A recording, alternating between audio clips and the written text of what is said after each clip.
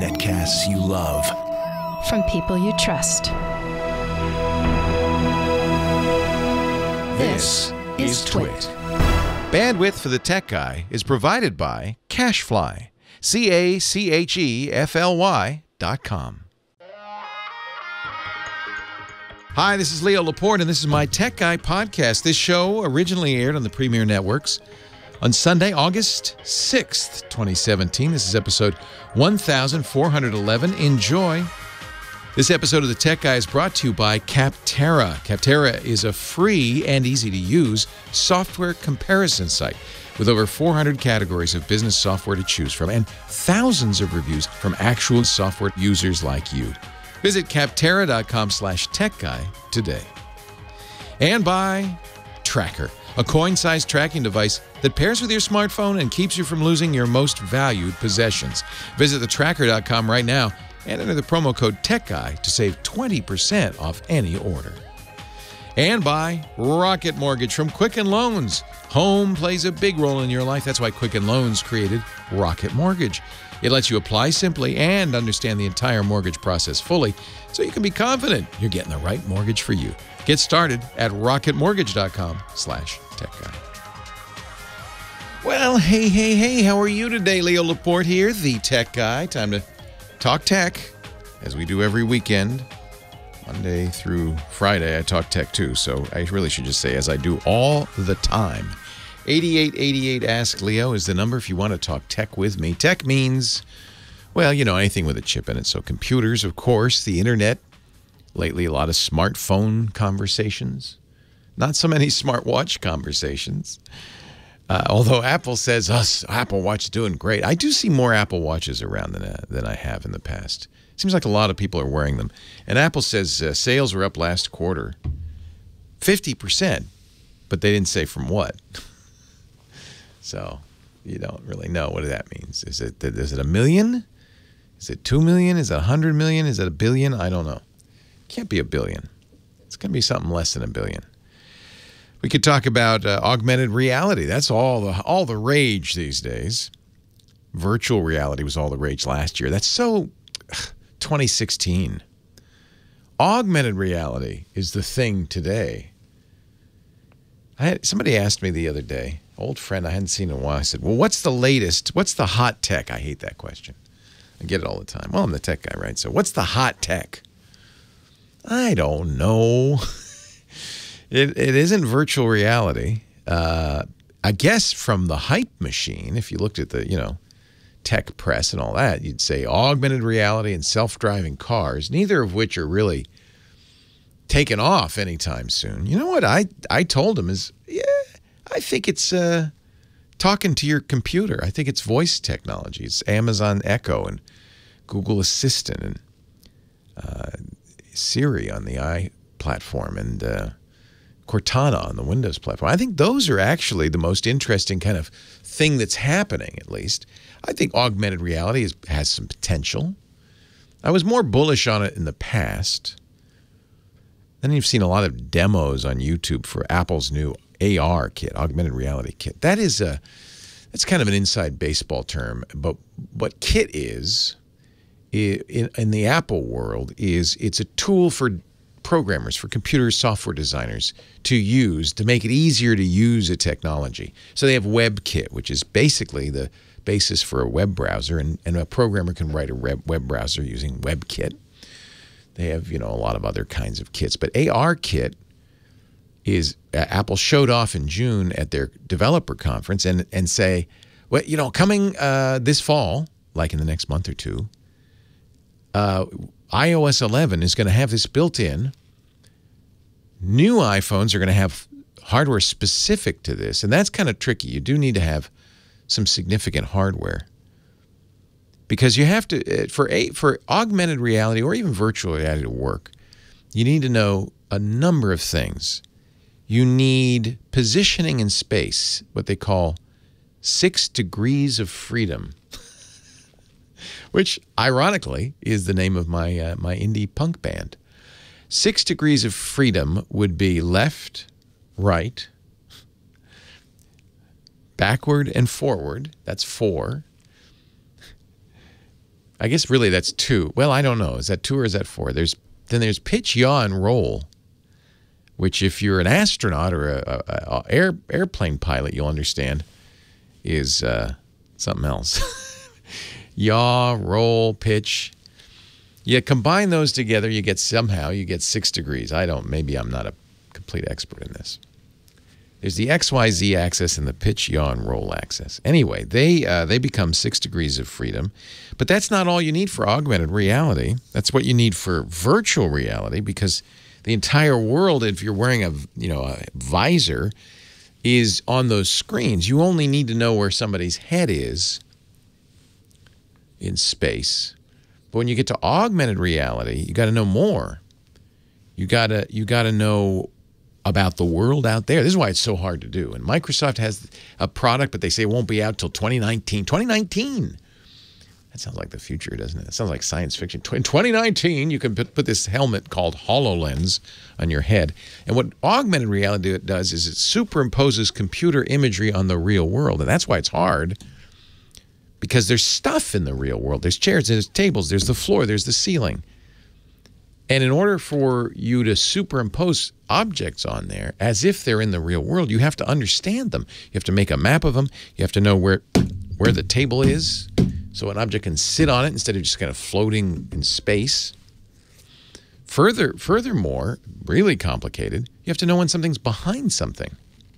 If you see an augmented reality demo where something is sitting on a table and then goes behind something, that's pretty good.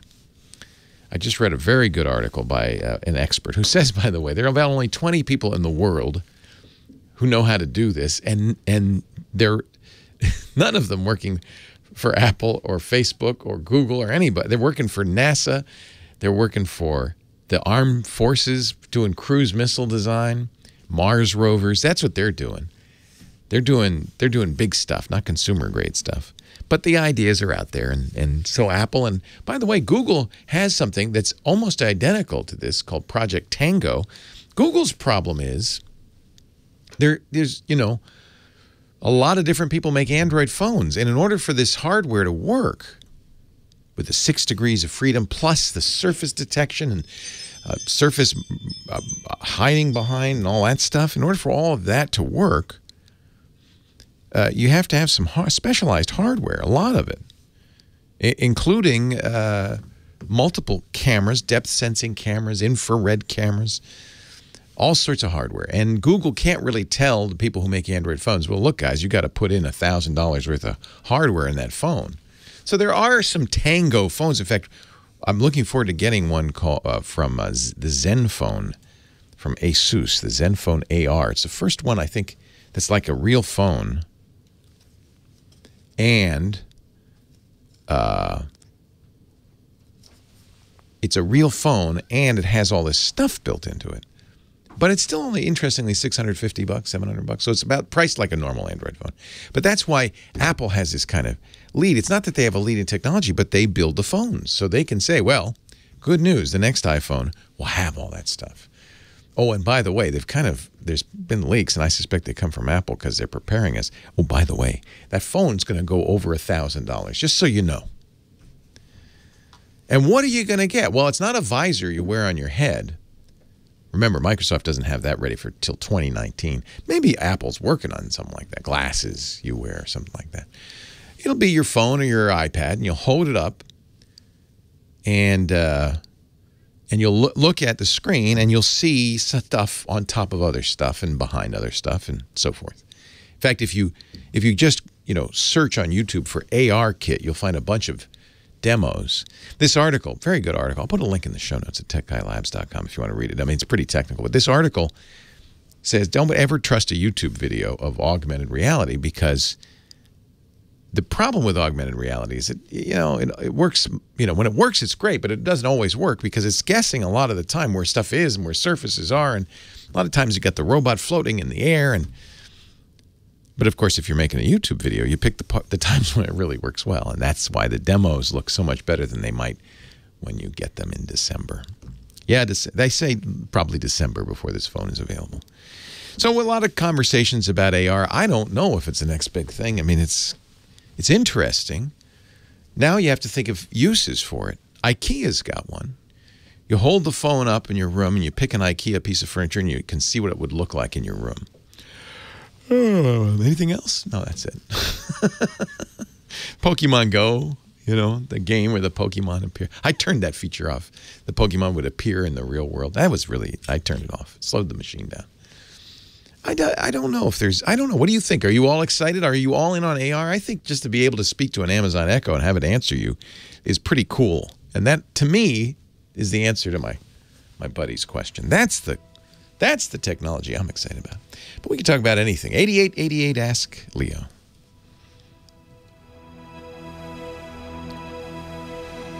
I'm so sorry. No, that's all right. That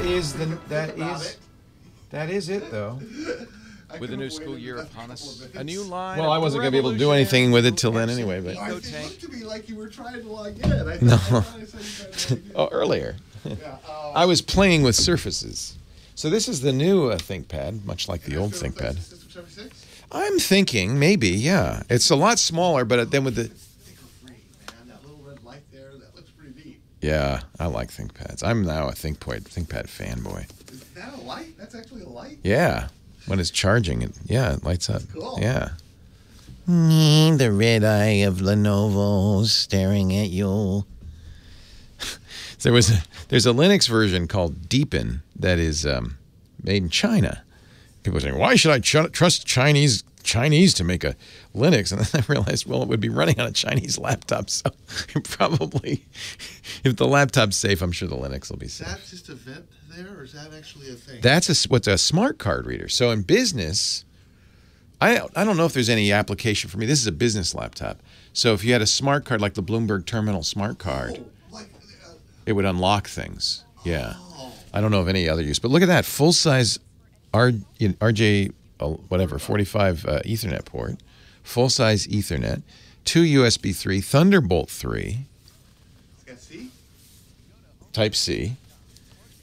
Another USB 3. And then that's the proprietary charger, which I brought. But there's also you can also charge over the USB-C. And it's SD card reader on the other side. SD card reader and a SIM slot. Although I don't know if I bought the radio or not. It says WWAN. To have all that stuff in a thin package like that. Yeah. This is a great laptop. It doesn't do like the Yoga does, but you can, I don't know what you would want to do that for, but you can do that. Do you have the dock, or is the dock coming? Dock is coming Monday. And see, it has and this is the other thing, is when not all the ThinkPads have these anymore. That's the dock connector. So you just... We'll move the dock from radio corner to living room. Yeah. I think, because then it has power. The nice thing is it has power, Ethernet, HDMI, so I don't have to do anything. But we'll see. Deepin is kind of nice. It's pretty. One thing that, so I used, I didn't try Deepin the distro. I did Deepin on Manjaro, which is an Arch, but the Deepin desktop environment. But the YubiKey didn't work on it. And there's something going on with HID, with the HID driver, and I didn't really want to spend a lot of time diagnosing that. But Deepin's pretty. That's the other thing, is I understand GNOME 3 so well. And I have all my little doohickeys in it. The Model 470, T470S. I foolishly bought an i7 in this, which I now recognize because of thermal control is a bad idea on this thing. But battery life is huge, endless, I think. Yeah, that's a good idea. Yeah, let's be groovin'. There's the groovy Kim Schaffer. Groovy. Groovin'. Is that the Rascals sing that? The little Rascals. You're a rascal. I should know that. I should call you a rat. 10 years of oldies radio. I know, oldies radio. Oldies radio. So, hello. Good morning. Good morning on a Sunday afternoon. On a Sunday afternoon. If Almost that's not afternoon. confusing. You have been here so many hours preparing people for the show. I didn't even leave yesterday. You just stayed all night. Yeah, we got a little camp bed for you, and you just stayed all night in the phone booth. Yep. And you have prepared for us a fine number of callers, I see. Panel. Yes. A panel. What you call them, a panel? Who on the panel? Which panelist should I talk to first? How about Serge in San Diego thinking of dumping his iPhone for an Android and wants to know what that entails? Ooh, I like it. Thank you, Kim. Hello, Serge. Hello, how are you doing? I'm well. Why do you want to drop your iPhone? Then the creme de la creme of smartphones, they say. I agree. I got the iPhone 3G, I think it was like 9 years ago, and I've had an iPhone ever since. Wow. Yeah, so I've been pretty loyal to Apple, but just recently I've been noticing, more and more issues. Every time a new phone comes out, it's starting to last a lot less than how long it would last. The usual phone would last me about 2 years before I would upgrade. Now, I'm having a hard time hanging on to one after 6 months without hardware damage or software? Hardware issues or software? A combination of both. I'm I get a lot of network issues as an Uber driver. Yeah. And I have a lot of battery issues as well. Yeah. Because sometimes the phone overcharges. But one of my concerns is, am I going to be missing out on anything if I switch from the iPhone to a Galaxy S8? Oh, that's an interesting question. Switch work? Well, not from the current iPhone, no. But from the next iPhone, maybe. But, it's hard to not fall for the Apple hype machine. And it's on, full bore these days because Apple will announce a new iPhone probably next month. Probably about a month from now. And it's going to have, remember I was talking about that AR stuff? It's going to have that AR stuff. And I don't know. I mean, we don't really know. It might... Who knows? I'll tell you what you lose on an iPhone. You lose the headphone jack. Some people, that's a problem. Some people, it's not. You have to buy a special dongle if you want to listen to audio on wired headphones and charge at the same time. That's kind of a pain. I think the iPhones are fairly fragile. I mean, all smartphones these days are, and most people put them in a case. Although if you're an Uber driver, you may not want a case because of overheating. Yes. I've seen Uber drivers and Lyft drivers with like rags on top of their phone, to hide it from the sun. Because you have to sit it right there, right? Yeah, it's directly under the sun all day. Yeah, that's probably why you're having issues with it. The other thing, it could be the carrier that's the connectivity issues. Don't necessarily blame the iPhone. I don't know if an S8 would be better. Now, the S8 is fragile, by the way. It's glass back and curved glass in the front, so it's probably just as fragile as the iPhone. Okay. It's powerful. It's very fast. The camera is excellent on the S8, but what it lacks is the two-lens system that Apple has on the iPhone, but only on the 7 Plus. I don't know if you use a Plus or not. I'm actually on the iPhone SE right now. Oh, well, in that case, an S8 would be a step up. Of the totem pole. Yeah, S8 would be a step up. But it's a lot bigger, but if you don't mind the size... I think the screens are better on Samsung phones because they use OLED screens, and Apple is still stuck with LCD, although rumor has it the next one will be an OLED. What about as far as one thing I love with my computer? How does that work with Samsung? Am I still going to be able to get my text messages on my computer, or do I only have to use my phone now? That's a tangled story. So the Apple Messages app is nice because you can do it on your desktop, you can do it on your phone, but you can do it on an iPad. What you can't do is do it on anything but an Apple device. So if you, so this is kind of a negative on Apple, is that they've never made a version of Messages for any other platform besides Apple. However, if you live in the Apple universe, it's great.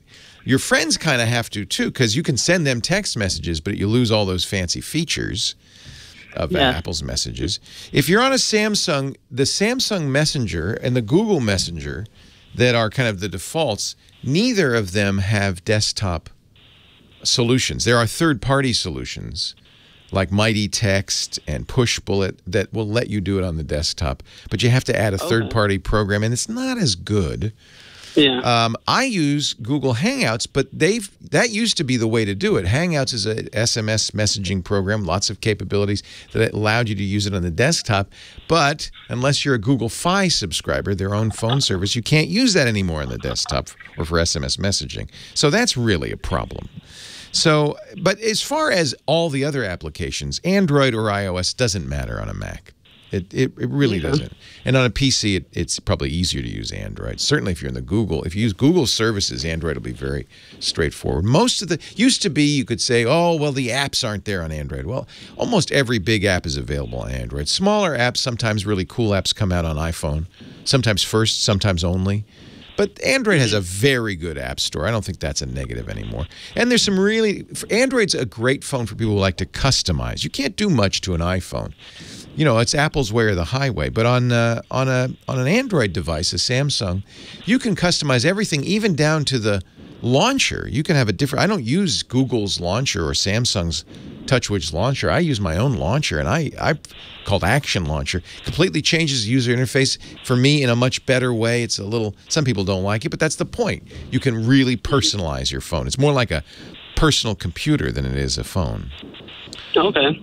So it's very tricky to say one's better than the other. There are pros and cons on each. I like having a headphone jack, for instance. Yeah. The Samsung S8 uses a physical home button with a physical front fingerprint reader. I'm sorry, it does not. I'm sorry. The S8 was the one that changed to the back, and I don't like the positioning of the fingerprint reader on the Galaxy S8. And the Note, apparently, the next Note 8 will have it too. It's right next to the camera.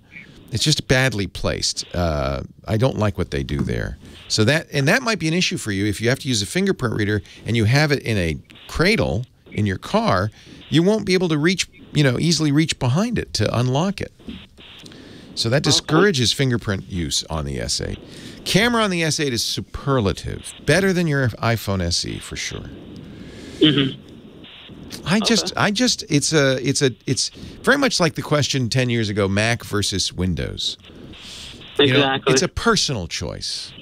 I like the customizability. If you're a fiddler, if you like to fiddle with settings and customize, there's nothing like Android. It's amazing. If you just want it to work simply and easily, and if you live in the Apple ecosystem, the iPhone is probably the better choice for people. So I didn't help you at all, did I? No, you did help me, actually, but I definitely have to go and see the phone in person. You should try it. Fingerprint reader. Be careful, because you're going to fall in love with that screen. It's such a beautiful screen. I might just have to buy one on the spot. No. The fingerprint reader, I think, is very poor design, and I'm really disheartened to hear the rumor that Samsung's going to do it again with the Note 8. We'll know in a couple of weeks. Leo Laporte, the tech guy. That's another point. If you really want a big phone, sounds like you don't, because you have the SE, which is the smallest iPhone available. If you really want a big phone, the Note 8 comes out in a couple of weeks on the 23rd. The Note 8? Yeah. Should I be considering any other phones as well? Maybe the Google Pixel? My personal preference is the Google Pixel. That's what I carry. Also with a back fingerprint reader, but a better one. Yeah, I want a salad today. How about a Caesar with a little bit of chicken? Chicken Caesar. I got some balsamic vinegar. Hey, I'll take it. I was talking to our production assistant. He's going to go get me lunch. Sorry about that. Got a little distracted. That's because I haven't eaten anything since Friday. Oh, wow. I'm starving. It's a good fast. Yeah, I like it. I feel good. I feel much better when I don't eat than when I do. Anyway, I hope that helps. You're an Uber driver in San Diego? I might see you, because when I'm in San Diego, I always use Uber. Okay, look out for a blue Prius. I will. That'll be All right, Serge. Take care. Thank you for your time. Have a good one. My pleasure. Bye-bye. Yeah, can you imagine that they're over $1,000 for the new iPhone? I mean, this Pixel XL was $850, I think. This iPhone, once I put 128 gigs, I got the high-end iPhone 7 Plus. That was almost $1,000. Actually, after tax, it was. So that's crazy. This very nice Lenovo laptop was only like $1,300. Crazy. Crazy, man. Crazy. Oh, I got to do an ad. What am I thinking? I got to talk to you about Capterra. Holy cow. Oh, this and by the way, this is something you want to know about. This is a company that will save you a lot of time. When they came to us, I said, you got to advertise on the Tech Guy, because the number one question I get that I'm not able to answer is, I have a business and I need software for my business. Let's say I work in a doctor's office and the doctor said I got to find some office management software. No, I haven't tried all the solutions out there. I can't give you credible advice on accounting software or web design software, on and on and on. But I know a place you can go. Don't Google it, because you're going to get a random set of results. Go to Capterra. Capterra, CAPTERRA.com/Tech Guy. This is a directory, free and easy to use, and absolutely complete. They have 400 plus categories, thousands of products, and over 200,000 real reviews from real users. So when you go to Capterra, you're going to be able to look up everything from 360-degree feedback, that's the beginning of the alphabet, or A/B testing, to Yoga Studio. Hey, would you like some Yoga Studio management software? Look at, there's a ton of it. Look at that. But wait a minute. But wait, there's more. Maybe you want to filter results. I only want to see 4-star ratings. I want to see something that supports a studio of 2 to 9 people. Do you want it web-based or installed? Do you check these boxes? Do you need class scheduling? Yeah. Staff management? Sure. Let's filter the results. Now, I've filtered it down to just those 13 products that have the features you must have. And then look here at the bottom. When you add to compare, let's say I want to compare Vagaro to Zen Planner to GlowFox to Fitly. Those are now I can get a chart. This is, and by the way, did I say this is free? All free, no sign up. No, I just walked in the door, and here's the comparison, everything you need to know, what it runs on, screenshots, best of all, customer reviews. Hundreds of thousands of customer reviews from actual users just like you, verified users. Capterra is the best resource. You could call the Tech Guy, you could Google it, but better go to Capterra.com/Tech Guy. Join the millions of people who use it every single month. CAPTERRA.com/Tech Guy. If you're looking for business software in your medical practice, CRM, e-commerce, help desk, performance appraisal, church software, this is the place to go. Capterra.com/Tech Guy. Thank him so much for making the Tech Guy podcast possible. Yeah, JC Techie, I like the OnePlus 5. I'm not crazy about the camera. And I do feel like that it's a mistake at this point to buy a phone with a bezel. Starting this fall, all the phones will be bezel-less. Lollipop 5.1, the newest OS from Android. That's why you don't buy phones on QVC. Right there. Right there. Now, the Prius, his Prius might have Android Auto. Or anything that has Android Auto probably has CarPlay as well, Apple's solution.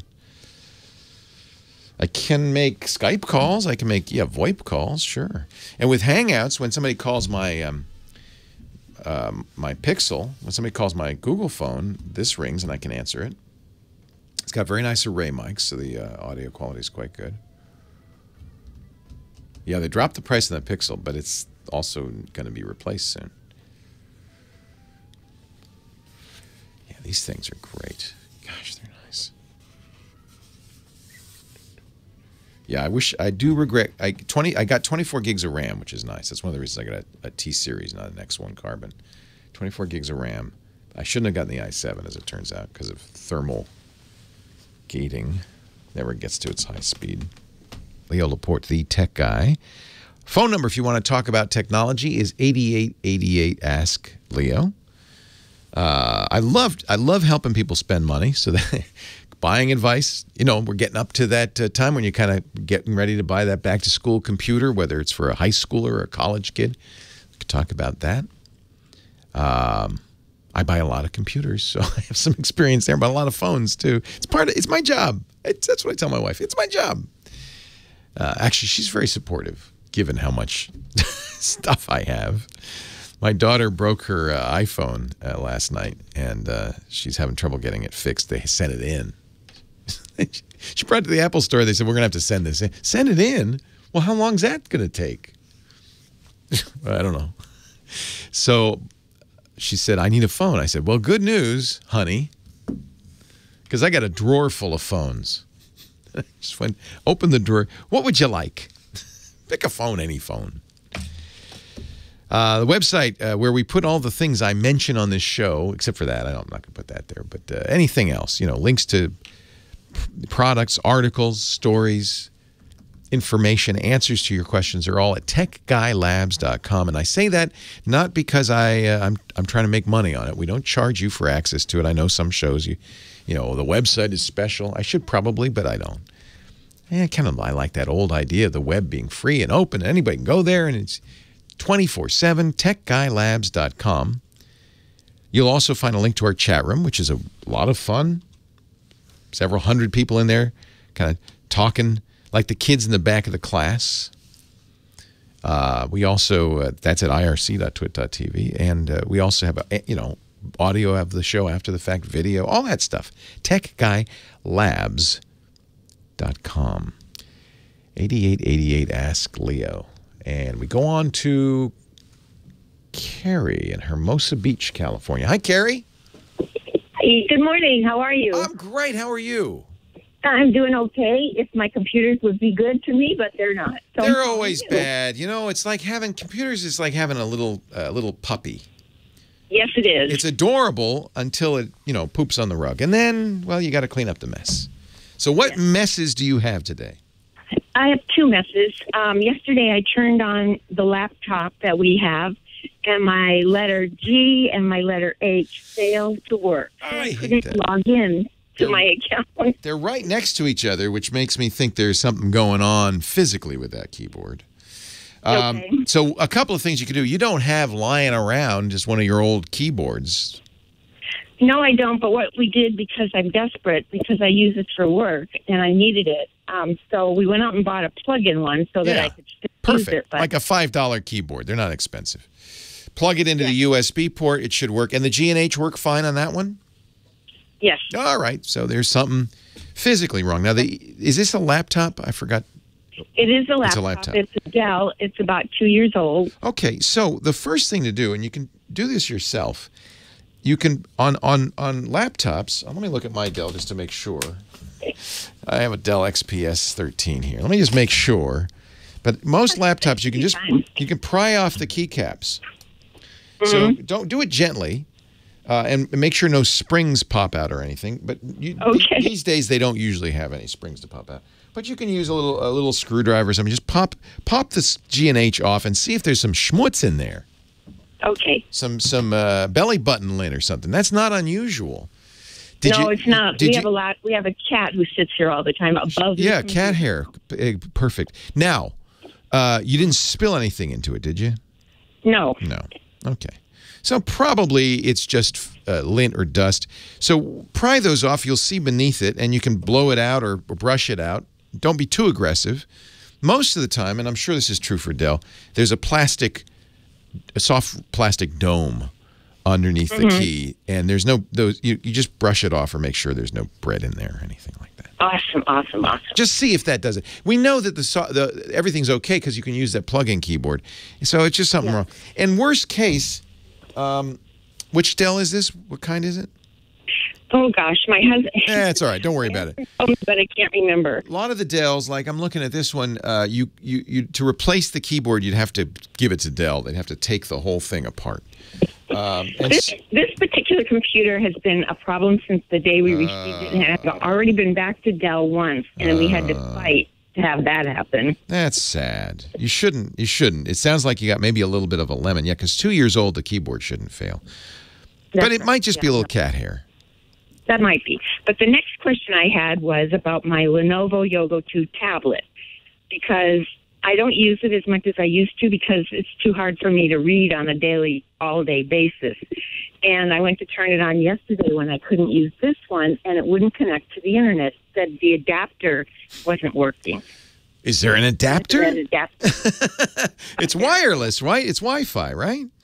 Yes, it is. Adapter? Yeah. The adapter's not working. Well, it sounds confused. Of course, the first thing to do is turn it off, all the way off, not just the screen off, but press and hold the on-off button until it turns itself off. Oh, we did that. Yeah, and it came on, and it still says the adapter's messed up, right? Oh, yeah. Oh, yeah. Little brat. It's been a brat. What could that be? It's a Android tablet, or is it Windows? It's Windows. Windows. Huh. Yeah. That's Windows 7, not 10, but 7, yeah. black. Yeah, a couple of things. You know, this gets into an area you may or may not want to get into. Windows troubleshooting. Oh, what fun!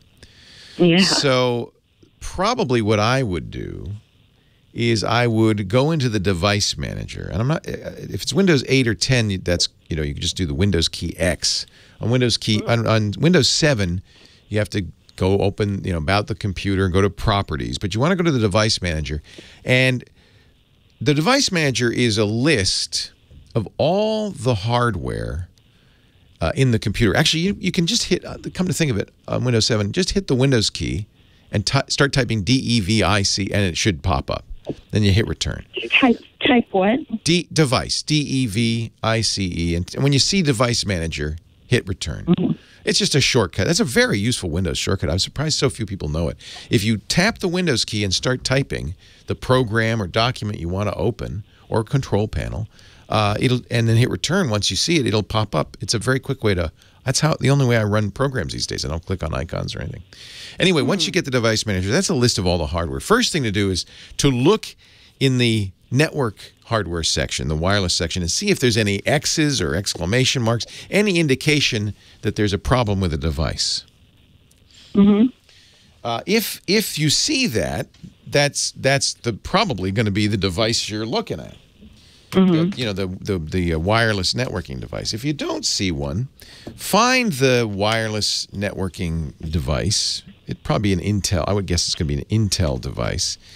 And you can just delete it by pressing the back key, and then restart the machine. And what this does is it just reloads the device driver.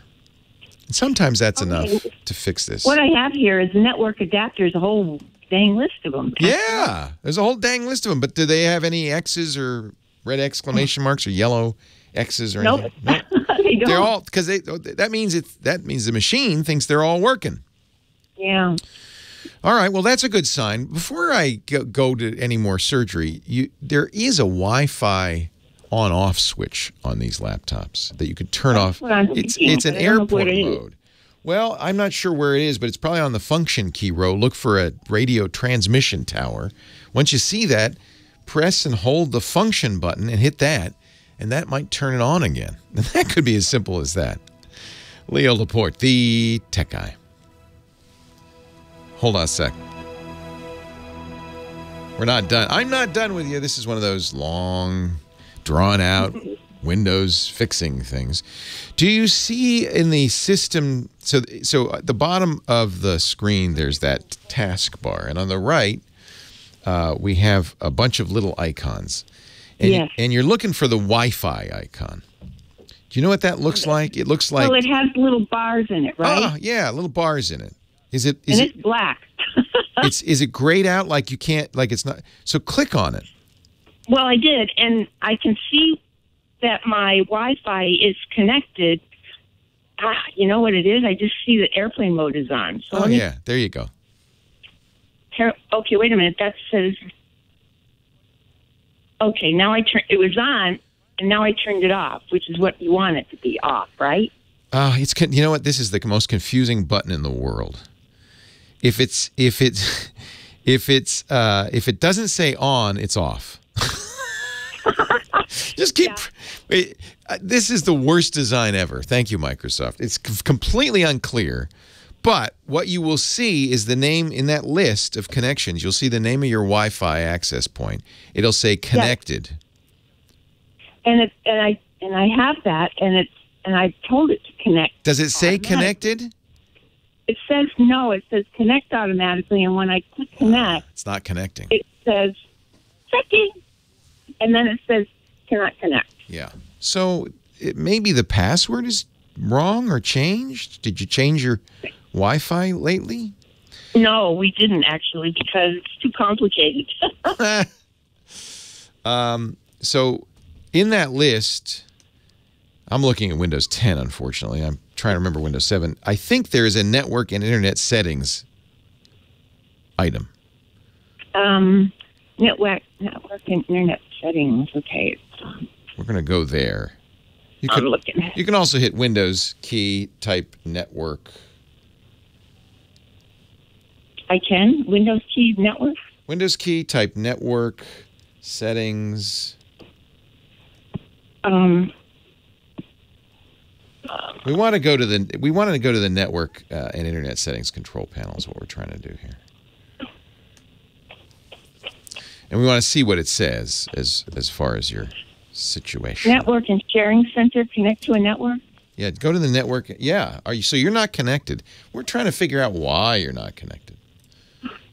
So that's yeah, because it's in the control panel on this, because I just typed in network and it came up on network and sharing center, right? Yep. Yes. So you see the connections.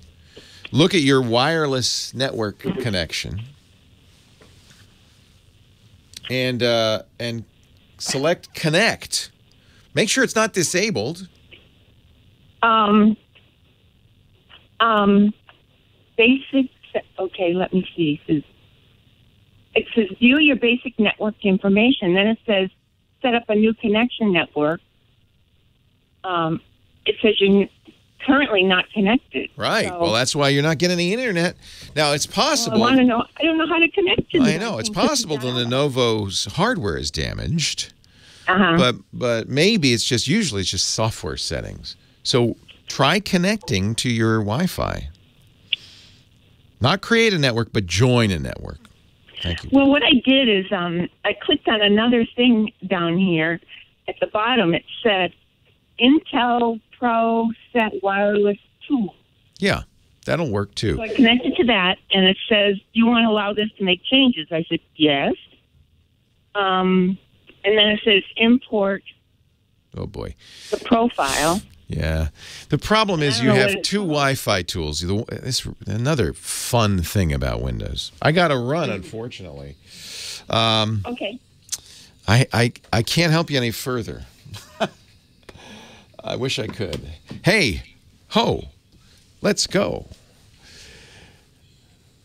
Leo Laporte, the tech guy, 8888. Ask Leo. Well, I spent a little more. Thank you. A little more time on the air with Carrie in Hermosa Beach. She's got a Lenovo Yoga that's not online. And we went and we looked at her network settings on Windows 7. And yeah, sure enough, it's not connected. So you need to right-click on that network, your network, and forget it. Say, I don't want it. Forget it. And then click on it again, and it'll pop up the password dialog and the login dialog. And you should try logging in again. If it does not pop it up, but I know it's working because it can see it, so I know your network's working. I think what we want to do is forget your current Wi-Fi settings and start over. Make sure you got that password right. I'm going to guess that's the solution here. Moving from Carrie to Jerry in Torrance, California. Hi, Jerry. Hey, Leo, long-time viewer, short-time caller. Welcome. Nice to have you. I had a problem with the Windows 10 installation on my Dell Latitude laptop. It failed to resume from sleep, and when it did come up, it said, hey, we failed to resume. Would you like me to fix that? Oh, yeah? Yeah, try fixing that. What did it do then? Well, it erased everything on the hard drive except an empty folder called Windows. It erased everything. Well, you wouldn't see an empty folder if Windows was gone. So no. Windows is still there. You're seeing something. You're in Windows, right? Well, it wouldn't go any further than that, though. It sounds like actually what really has happened here is that the hard drive is corrupted. These things happen. Hard drives are the first thing to go bad on a system. So that's what it really sounds like. You're booting into Windows, though, because you have the Windows. You have Windows, right? Well, it started. It did after it went to instead of repairing it, it said restore. Then it went into restore, and then it literally erased everything. The hard drive, I immediately pulled it out and then went back I put a different hard drive in and put Windows 7 Pro back on, which is what the computer came with. Now, my question is it possible to utilize some inexpensive software that would try to recover some of the data? Yeah, so you that's good. So you did, in fact, decide that hard drive had a problem, which I think you're accurate. Depends on what the issue is. Chances are, if you got an inexpensive USB adapter for that old drive and connected it to the USB port on your computer, you would see something. You might even see things that you wanted. Recovery does not normally wipe the drive without asking you a bunch of times. Recovery usually just fixes the problem. Well, I thought so too. You know, I've had in Windows 7 Pro, I've had occasion for it to fail to recover from sleep, and instead of doing anything, it just says, "Well, I'll forget all that data I'm looking for. We'll just go ahead and boot in it," and it did that. It worked fine. This time, it didn't do that. I don't think you're sleeping. I think you're hibernating. Well, yeah, but hibernate. I'm kind big of difference. That way. There's a big difference. So sleeping just doesn't do anything. It keeps the memory refreshed. Doesn't go into quite as low a power mode, but it keeps the memory refreshed, and you just open up the lid and you're back to where you started. Hibernating really is shutting the computer down, with one exception. You're saving the contents of memory to the hard drive, and then when you turn the computer on again, it loads up that contents of memory so it can continue where it left off. It's a slower process, and it involves considerable writing to the hard drive. As much as you have RAM, you had 8 gigs of RAM, it's going to write an 8 gig file. So I suspect that's what's happening, and I think your hard drive is corrupted. So the issue is, how is it corrupted? A physical problem with a hard drive is very hard to fix. That's when you go to those guys in the bunny suits with the specially climate-controlled labs, and you spend thousands of dollars. It's probably not what the problem is. Much more common, you get software errors. So there are a number of ways to recover it depending on where the error lives. If it's merely bad sectors, there's a program called SpinRite. It's unfortunately pretty expensive. It's as much as a new hard drive. It's about 90 bucks. But SpinRite, written by my friend Steve Gibson, goes through sector by sector, looks to see if it can read the sector. If it can, even if it's hard to read, sometimes it will have to try many times, it'll relocate it and mark that sector bad. So it eliminates all, it recovers whatever it can, and it's better than the operating system at recovering the data, and then marks the hard-to-read sectors bad. Usually that's enough to make the drive completely usable again. All drives have bad sectors. You're just adding a few to the bad sector table. That's a very low-level error. But then there are higher-level errors. The operating system may have corrupted the catalog that tells it where files are. That's what it sounds like, by the way. In which case, all the files are still there. It's just the catalog. It's as if you went into a library and threw the card catalog up in the air and then said, well, there's no books here. Of course there's books there. You just can't find them. So that would be software that lets you recover those files. That's at a higher level. It operates at the level of the file system. So SpinRite's below the file system. But programs, and there's a free one that I always recommend called Recuva, R-E-C-U-V-A. Okay. And that you can run on the drive. So what you want to do is get that drive in a USB enclosure and run Recuva on it and see if it sees all your files. I bet it will. Excellent. All right. Perfect. Can I offer you a thank you? You can. A while back, you recommended I use Apple's FaceTime for a phone call from Australia. Yeah. And it worked perfectly. Oh, good. Almost zero lag time between the conversations, and once we figured out the time change between Los Angeles and Australia, it worked perfect. Which is significant. Hey, I'm glad that worked for you. Thanks for the call. I appreciate it, and good luck getting that drive back. Thanks, Leo. Yep. Company called Newertech, N-E-W-E-R-T-E-C-H, makes a $40 emergency USB drive connection tool that I really like. I've recommended it many times. We'll put a link in the show notes to it. If you kind of mess around with stuff a lot, you probably should have this. They call it their universal drive adapter. It's not for long-term use because your drive will be out with the electronics exposed and everything. But it'll connect to a laptop or a desktop drive. It'll basically turn it into a USB drive so you can recover it. They call it the Swiss Army knife of disk connectivity. And I think anybody who works with drives, and certainly any repair shop will have this. They'll also probably have SpinRite, and they'll probably have tools like Recuva. They may not use Recuva specifically, but they'll have tools like Recuva. that work this way. Hard drives fail in a variety of ways. Again, a hardware failure, that's tough. It's going to be hard to fix. But a software failure, with the right tool, you can often get most of your data back, if not all of your data. Got about a minute left. Let's see if we can help Brian. He's in Huntsville, Ontario, Canada. Hi, Brian. Hello. How are you doing, Leo? I'm great. How are you? I'm doing fine. I have a question. It'll probably be pretty quick. I have my internet connection on my main floor in my living room with a Wi-Fi DSL modem. Yep. And I have some devices in the lower level that are Ethernet. And I can't very easily run a cable from upstairs to down. It just won't work at this house. Yes. So what I'd like is some kind of box in the basement which will talk Wi-Fi to the router. Yeah. And every device can see every other device. So the thing you're going to look up is power line networking. That'll allow you to use your power lines in the house as Ethernet. It's not as fast as a real Ethernet connection, but if you've got an Ethernet, a hardwired device that needs Ethernet, this is great. TP-Link makes them. They're inexpensive.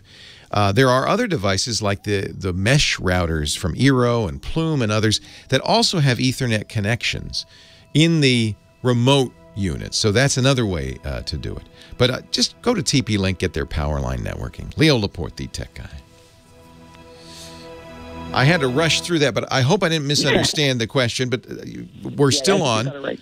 So you have hardwired devices that want hardwire, but they're not near the router. That's right. So basically, so there's a couple of things you can do. There are Wi-Fi bridges. That's what the Plume is, for instance. Plume is a mesh solution. You put one Plume on your router, and then you put Plumes in the other rooms you want Wi-Fi, and it's kind of a Wi-Fi router on steroids. But every Plume has an Ethernet jack on it, and can be plugged into as an Ethernet. So like our TV, I want it to be Ethernet, not Wi-Fi, so I plug it into a Plume. It is Wi-Fi. Could I put one of these devices down there and then an Ethernet switch so I can connect multiple devices to that one Plume? Yeah. But I think you might get better results with power line networking. Okay. And that's cheaper. So the Plume is a fairly hefty investment because you got to get like a bunch of Plumes, and they're $50 to $70 each. If you go to TP-Link and look at they have basically it's a Wi-Fi bridge. A power line bridge. So you'll plug your router, one of the ports on your router, into the TP-Link base unit, which you then plug into the wall. It's going to then use the electrical wiring. And there's Ethernet basically on all of the electrical wires. On the end where you want an Ethernet connection, you plug in the other adapter into the wall, and you can get Ethernet, you can get Wi-Fi, you can get both. So it's also can be a Wi-Fi extender. Yeah, right. Okay, great. Yeah. Well, thank you very much. You're welcome. My son listens to you religiously. He just loves the show. Oh, that's nice. What's his name? Tim. Tim, give Tim my regards. Okay. All right. He's listening, actually. Hey, it's Tim or Jim? Tim? So anyway, but thank you very much. Hey, nice to see you. What you do here, and also what you do on Twitter as well. Oh, thank you. I really, I'm very lucky to get to do this. It's not even work. Have a great one. Have a good day. Take care. Bye-bye. Bye. We'll have more of the Tech Eye Show in just a bit, but first, a word from our sponsor. You know what? Where are my keys? I may ask. Fortunately, I know exactly where they are. They're right here, and I know because, well, they're right here, but also because I've got the tracker. The tracker keeps me from, wait a minute, I've lost my tracker. Now I really do need to know where my keys are. I guess I took the house keys off. The tracker is awesome. It's a little Bluetooth device, about the size of a quarter. That's the Tracker Bravo, made of anodized aluminum. Oh, I know what I could do. I could just look on my phone, see where my keys are. It pairs with your phone. You can pair up to 10 trackers with your phone. Then your phone tells you where it's last seen the device. It's just awesome. Tracker is small enough to put around a dog's neck. Let's see. Oh, no, my keys are here, it says. Let's just see real quickly. They actually have the new Tracker Pixel, which is really, really cool. It has LEDs, so when you ping it, it will light up, which helps you find stuff in cracks and sofas and under couches and things like that. It's also a little bit smaller. The Tracker Bravo is engravable. Looks like I left my keys at the office. Oh, good. So they're here. It's kind of, you're probably familiar with this technology. It's like Find My iPhone, except that you can put it on keys, bikes, wallets, luggage, pets, anywhere. Pair it up with your smartphone. Now, if I want to figure out where my keys are, I could press this button here on the Tracker app. It'll make, there it is. I hear it. A 90 decibel. Can you hear that sound, which makes it very easy to find? And this is a Tracker Pixel, so it will also light up.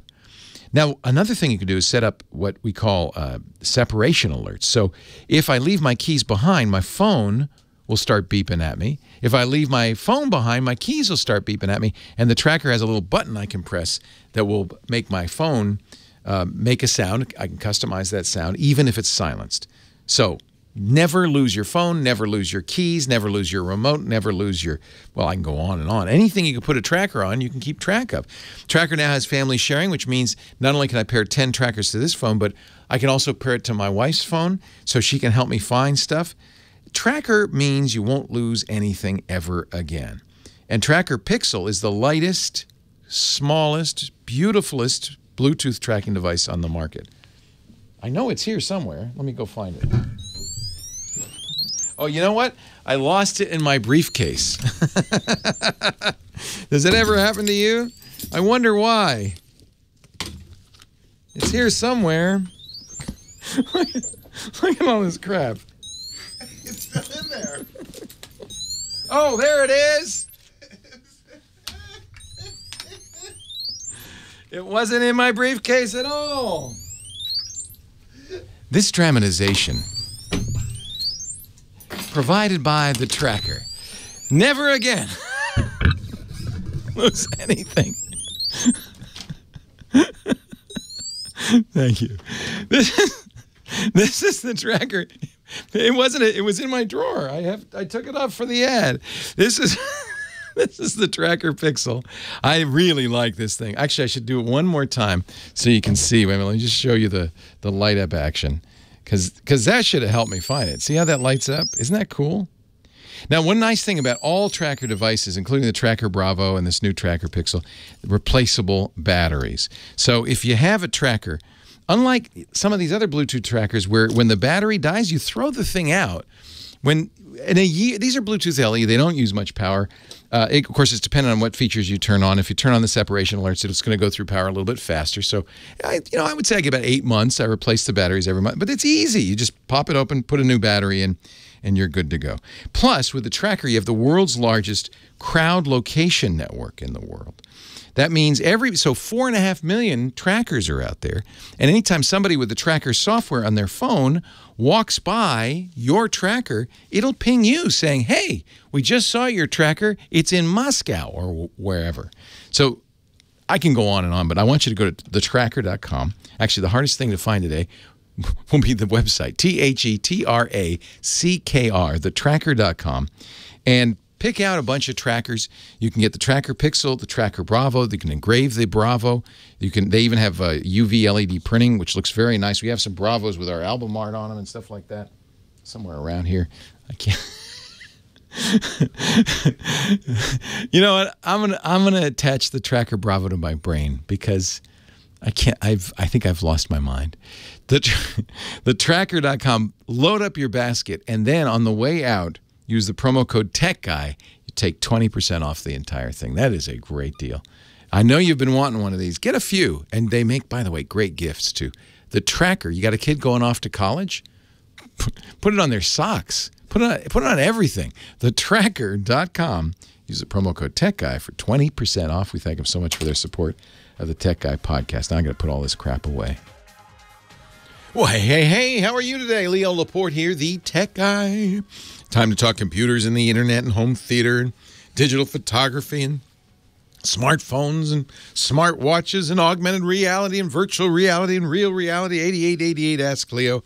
That's the phone number, 888-827-5536. Now, that's toll-free from anywhere in the U.S. or, as you just heard, we get calls from Canada, too, and that's toll-free there. We actually get calls from all over the world thanks to the internet, but you'll need to use the internet to call that number if you're outside of the U.S. or Canada. We also have a chat room, which is just a great place to go if you want to kind of chat about what we're talking about and get feedback. And a lot of times people who call the show go back into the chat room afterwards and get some additional information and so forth. That's irc.twit.tv, irc.twit.tv. And you can also go to our website, techguylabs.com. And that has lots more information. The show's there, audio and video after the fact, and all that stuff. techguylabs.com. Is your drone spying on you? I thought this was interesting. For a long time, we've bought and talked about and recommended drones, quadcopters from a company called DJI. They make really, I think, the best kind of relatively affordable ones. I think they're higher-end professional ones, but for people who are doing, a lot of professionals use the DJI Phantom and these other drones. They're very, very good. What I didn't realize, which is kind of dumb of me, is that DJI actually stands for Dajiang Innovation Corporation. It's a Chinese company. I didn't know that. I mean, everything's made in China, but I just assumed it was an American company making their stuff in China. And yesterday, actually it was earlier this week, the Department of the Army said discontinue use of DJI Corporation unmanned aircraft systems, a.k.a. drones. The Army has decided not to use these anymore because they're from China. Due to increased awareness of cyber vulnerabilities associated with DJI products, it is directed that the U.S. Army halt all use of all DJI products. Drones, electrical equipment, software, flight computers, cameras, radios, batteries, speed controllers, GPS units, handheld control stations, or devices with DJI software applications installed.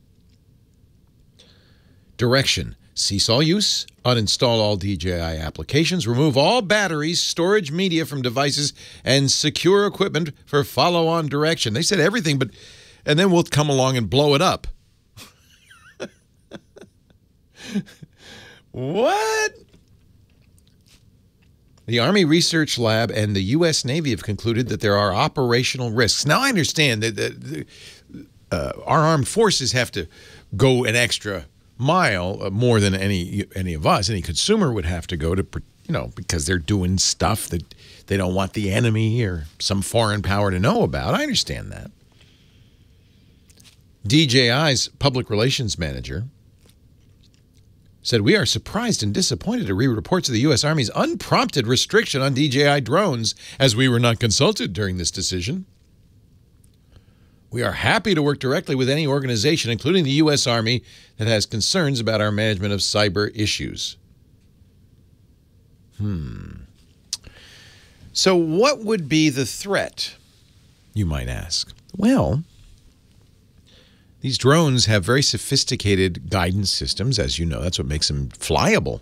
They're much easier for humans to fly than, a quadcopter has any right to be, including not only inertial guidance, but GPS. They could conceivably be making maps of the areas they fly over and, I guess, connecting back to the internet. They're often controlled by internet-connected devices like tablets and phones. I guess it could be used to kind of map. You have to figure, well, the Army must know something. But there is also a little bit of paranoia going on. You may remember the Department of Commerce a couple of years ago said that nobody in government should use a Huawei or ZTE phone because those companies were partially owned at least, by the Chinese military. And just the other day, Amazon stopped selling phones from a Chinese company called Blue, B-L-U. I think they're Chinese, because of spyware, allegedly, on the Blue phones. The Blue phones, by the way, are back on Amazon, all but one. And Amazon didn't exactly apologize, nor did they say it was a false alarm, but they say, well, Blue has reassured us that there's nothing nefarious going on. There's a certain amount of paranoia. And I want, you know, I'm not, the Army knows what it's doing. I'm not saying the Army should, but the question is, should we now worry as consumers about using DJI drones? And I don't think so. I should point out that almost everything you use, from your laptop to your phone to your microwave oven, is made in China. And there's plenty of opportunity, if the Chinese authorities wanted to put nefarious stuff on there, to do that before it's shipped to the U.S. We don't know what happens at night in those big factories. Just look around you. Almost everything you wear. Well, I guess your shirt isn't going to report back to Chinese authorities on you, but all your electronics pretty much are made in China. Some are made, I admit, some are made in Taiwan, some are made in Korea, some are made in the Philippines, but a lot of them are made in China. And I don't know if you pay attention to that or worry about it. The other night I was looking at a Linux distribution. You know, I like Linux. It's the free operating system. I love it, frankly. I think it's the best operating system out there. Better than Windows and Mac, yes, indeed. But I don't proselytize, but I'm just a personal opinion. And I was looking at a distribution that comes from mainland China. And in fact, I think is, probably heavily subsidized by the Chinese government. And somebody on the forums there said, well, why should I use software from China? And somebody made some very good points. First of all, it's open source software. So everything it does can be examined. Not that somebody's examining it, but everything it does can be examined. In this case, it probably is being examined by the NSA and the CIA and everybody else to say, well, is this spyware? Because there's a lot of people in America using it. So it may even be safer than some other Linux distribution that isn't being carefully checked. And, of course, what was I going to run it on? Well, my nice new Lenovo laptop that's made by a Chinese company in China. Admittedly designed in North Carolina, but made by a Chinese company in China. So after I thought about it a little while, it seems silly to worry about using a Chinese operating system on my Chinese hardware. Nevertheless, I'm not, but it's pretty nice. It was a Deepin. It's called Deepin. And yeah, no, it's in English. You can get the English version. Well, so what do you think? I mean, are you going to, even if you get a drone from another manufacturer, like I like the Parrot AR drones. They actually kind of started the iPhone controlled drones. They have some very nice new ones. They're made in China. It's not a Chinese company, I guess, but they're made in China. Your TV's made in many cases in China. Not if it's a Samsung, but I don't know. Actually, maybe the TVs are mostly made in Korea. Although we know that the TVs can spy on you and often do. Often do. Samsung and others have software. You all have to do is look at the license agreement that you agreed to without reading when you first used that TV set that says things like, we may send information about what you're watching back to the home office. And, of course, the NSA, we know, has techniques for turning on the cameras and the microphones, if there are any, in your TV surreptitiously. Who are you worried more about spying on you, Chinese or American government spies? Leo Laporte, the tech guy. And Amazon's listening. For some people, falling asleep... Ah, that's interesting, huh? Well, the nature of Linux is you can sideload a VPN product. There's no store. That's the difference between the iPhone and any other system in the world. The iPhone can only load stuff from Apple's store. Leo Laporte, the tech guy. 8888. Ask Leo. Ooh, Mike B. in the chat room just sent me an interesting link. Kind of a historic day. On August 6th, 1991, the World Wide Web went public. What? 26 years ago. Wow, that's kind of cool. The World Wide Web. Now, the World Wide Web was designed by a guy named Tim Berners-Lee. He's a physicist. He was at CERN, the big Swiss particle accelerator, and the European Organization for Nuclear Research. And he wanted a way for physicists to share information. He had one of those old Next computers. Remember Next? Oh, those were pretty machines. Ridiculously expensive and underpowered, but really cool. Black cubes. Steve Jobs created it after he was fired at Apple. And so he had a Next cube. And he decided that the best way for physicists to share information was to use their network, because all the computers are networked together, and create what he called, in 1989, quote, a large hypertext database with typed links. What is hypertext? That's that thing where you click on some text and it goes to another page. He thought this would be great. Now, in his original design, Tim Berners-Lee thought that, well, the whole idea is everybody could interact on a page. So we click a link, you go to that page, but then you can add your notes. That turned out not to. That's a wiki. That's something else. But it was in 1991 that it escaped the labs at CERN and became the World Wide Web. I remember Tim Berners-Lee once said, if I had known that people would be looking at the addresses, http:// and all that, I would never have done it that way. I thought it was just machines that were going to see that. 8888 asked Leo, well, happy anniversary. Happy birthday to the World Wide Web. Dave on the line next from Crystal Lake, Illinois. Hello, Dave. Hey, Leo. How you doing? I am great. How are you? It's good, good. Hey, hoping you can help me. I've got a Samsung Galaxy Tab A. Yeah, it's a nice tablet. Yeah. Yep, it works really well. Somehow or another, I got some type of malware on there or something. Really? I get these. Yeah. I get pop-ups that take over the whole screen, and sometimes they have an X where I just press it and it goes away, or I hit the back button and it goes away. So I'm calling you to see. Well, now you're running Android. Yep. So that doesn't mean you can't get malware, but it's rare. Now, unfortunately, with these Galaxy Tabs, they don't update them. So what version, do you know off the top of your head, of Android are you using? Yeah, let's see. The device came with a lollipop, as I remember. Yeah, so that would be Android 5. Security. The problem, of course, is when these Android devices don't get updated, is they just become more and more porous to malware. Okay, sure. 6.01. Okay. Android version. Yeah, well, that's good. You were able to upgrade it a little bit. You still are not on the latest version. You're on Marshmallow, not Nougat. Okay. I'm going to go in a diabetic coma if I keep this up. But certainly keep it up to date will help. My suspicion is when you see these pop-ups, is your browser also open? No. Doesn't. No. So you're just seeing ads, and it's like you'll be in an application, or where will you see these ads pop up? Yeah, I can be on weather.com, I can be on Fox News, and boop, all of a sudden, they just pop up. And they're not coming from Fox or Linda. These are separate. No. What are they ads for? Oh, clothing, all kinds of things. Interesting.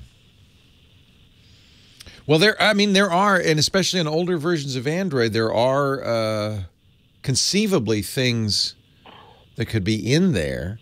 The easiest way to fix this would be to back up to Google. There's in the settings, it's back up and reset. You click that box that says back up to Google. That'll back up which applications you have. It'll back up your settings, your Wi-Fi settings, things like that. And then erase the phone.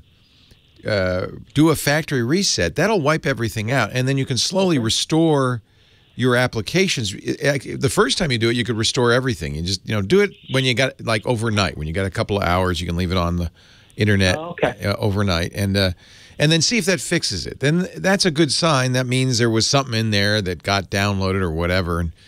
But the problem is, it could also be a rogue application that you've installed. Sure, I bet you that's what it is. Yeah.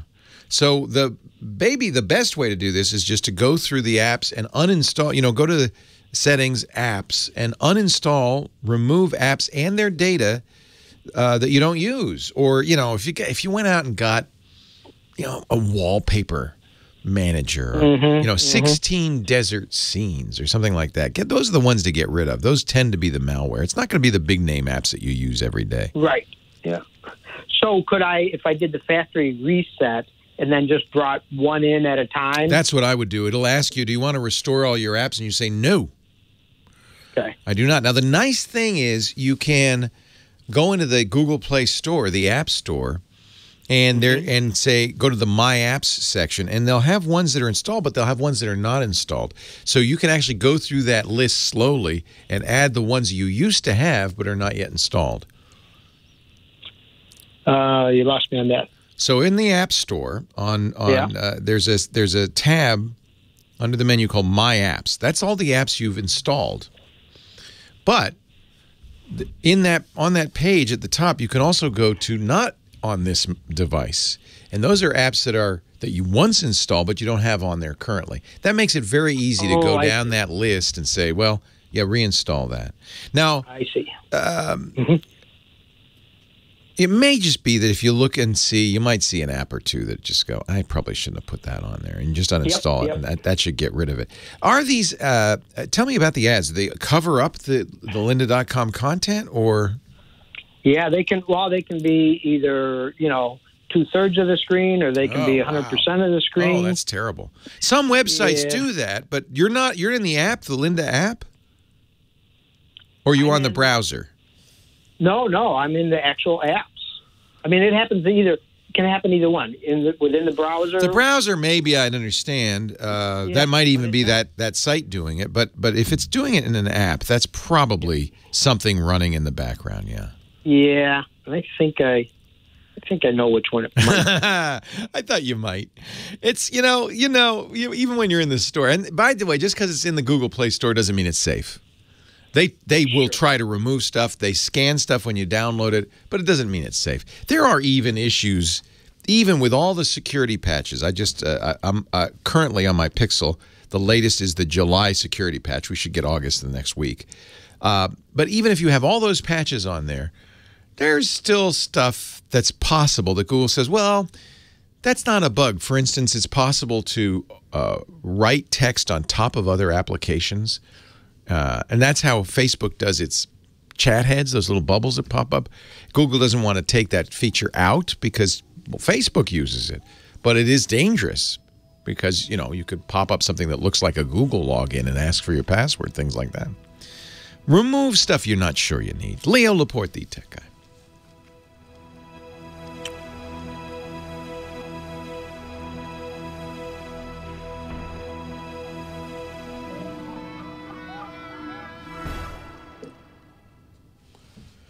I was really blown away by when I installed. I use Antergos Linux, which is, one of my favorite Linux installers. Very easy. It turns it into an Arch machine.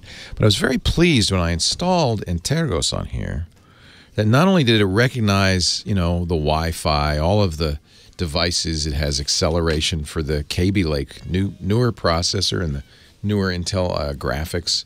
It supports everything. The trackpad out of the box, even like things like the screen brightness and the sound keys. I don't have to do anything at all. Linux has come a long way. A lot of that is just built into the kernel. Some of it is non-free drivers that Antergos puts on their installer. But it's real. I also think a lot of credit goes to Lenovo because they are making hardware that kind of supports Linux.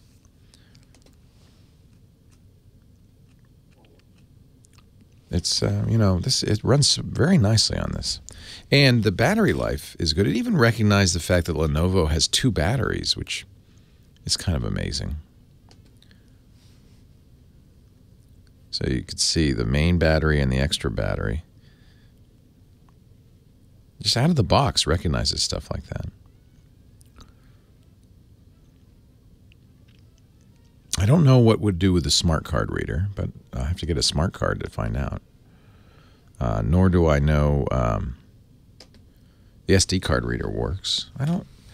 It's pretty good. This is, one of the reasons I got this is because Cory Doctorow, that's what he does. He buys a new Lenovo every year, although you probably don't need to. These things are Of course, he's tough on stuff. I've seen his laptops practically bent in half. But he immediately takes off Windows and puts Linux on it. It's not heavy. They're too small batteries, but that's one of the reasons I bought this, is for really good battery life. These are great Linux machines, right?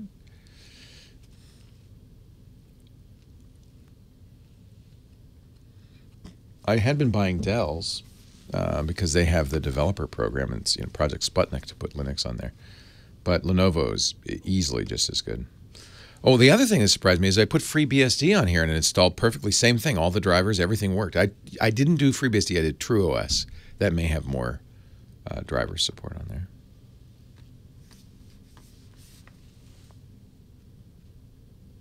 I don't know if the WWAN. I have to figure out if the WWAN device is in here. I think I'm going to have to open it up. But the reason I brought it is I just wanted to see how long it would go on the battery. I think it's going to go all day easily. It's not even half used up. Yeah, Boot Camp works great, Rufus. I love Boot Camp on the Mac. Say again? Do we have Chris here? Oh, I'm sorry. No Chris. I meant to tell you. Thank you for asking. No problem. I use GNOME, but yeah, Antergos gives you your choice. I've tried a couple. I want to try TrueShell, but it crashes when I install it, so I got to figure out what I did wrong with TrueShell. But GNOME 3, I'm just used to it. I use GNOME on this. This machine is a Debian machine, so I use GNOME 3 on it because I have all the plugins. I just kind of know what I'm going to get with GNOME. It's not the most inspiring interface, but it's effective. It works. Leo Laporte, the tech guy. 8888 Ask Leo. Normally Chris Marquardt, our photo guy, would join us. He was called away at the last moment. So he'll be back next week. We were going to do an assignment review, but this gives you one more week. Actually, that's what I told Chris. Fine. I need one more week to take pictures that illustrate the word or concept joy. Joy. Joy to the world. Joy. So this is how it works. It's not a contest. There's no prize. Merely an excuse to go out and take more pictures. Because, that's how you get good at photography. Take pictures. Yeah, you're good at anything is doing it. No one ever got good at something by not doing it.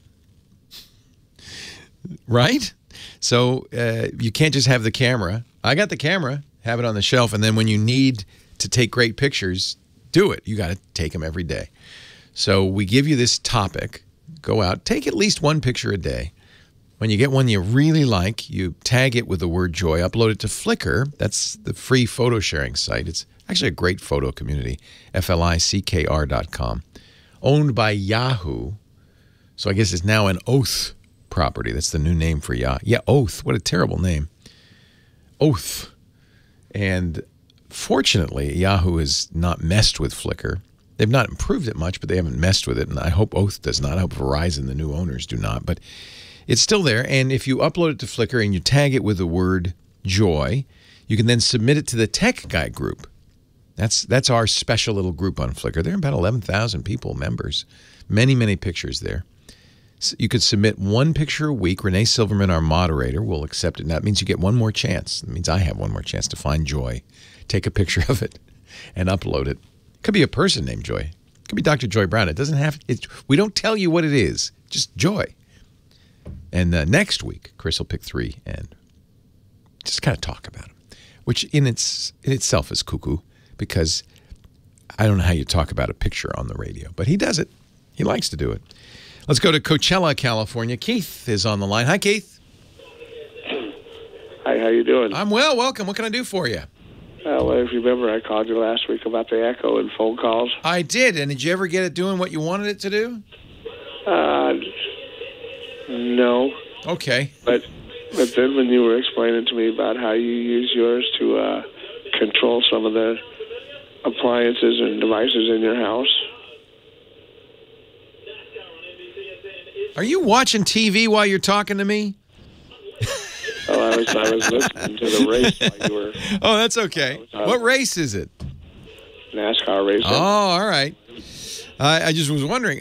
Yeah, so you can't control all devices with the Echo. In fact, most devices, you have to have an Echo skill. So this is where you really make the Echo sing. The Echo, as out of the box, when it comes out of the box, this is Amazon's voice services. And there are a variety of Echoes. There's the old-fashioned black cylinder. That's almost $200. There's the Dot. There's, let's see, the Tap, which I don't know anybody owns the Tap. That's the battery powered. Actually, I think Dr. Mom has one. And you tap it to talk to the lady in the box. They have some new ones. I have the Echo Show now, which is the one with a screen. I really like that. If you're going to buy one, that's the one. Or the Dot, which is the least expensive.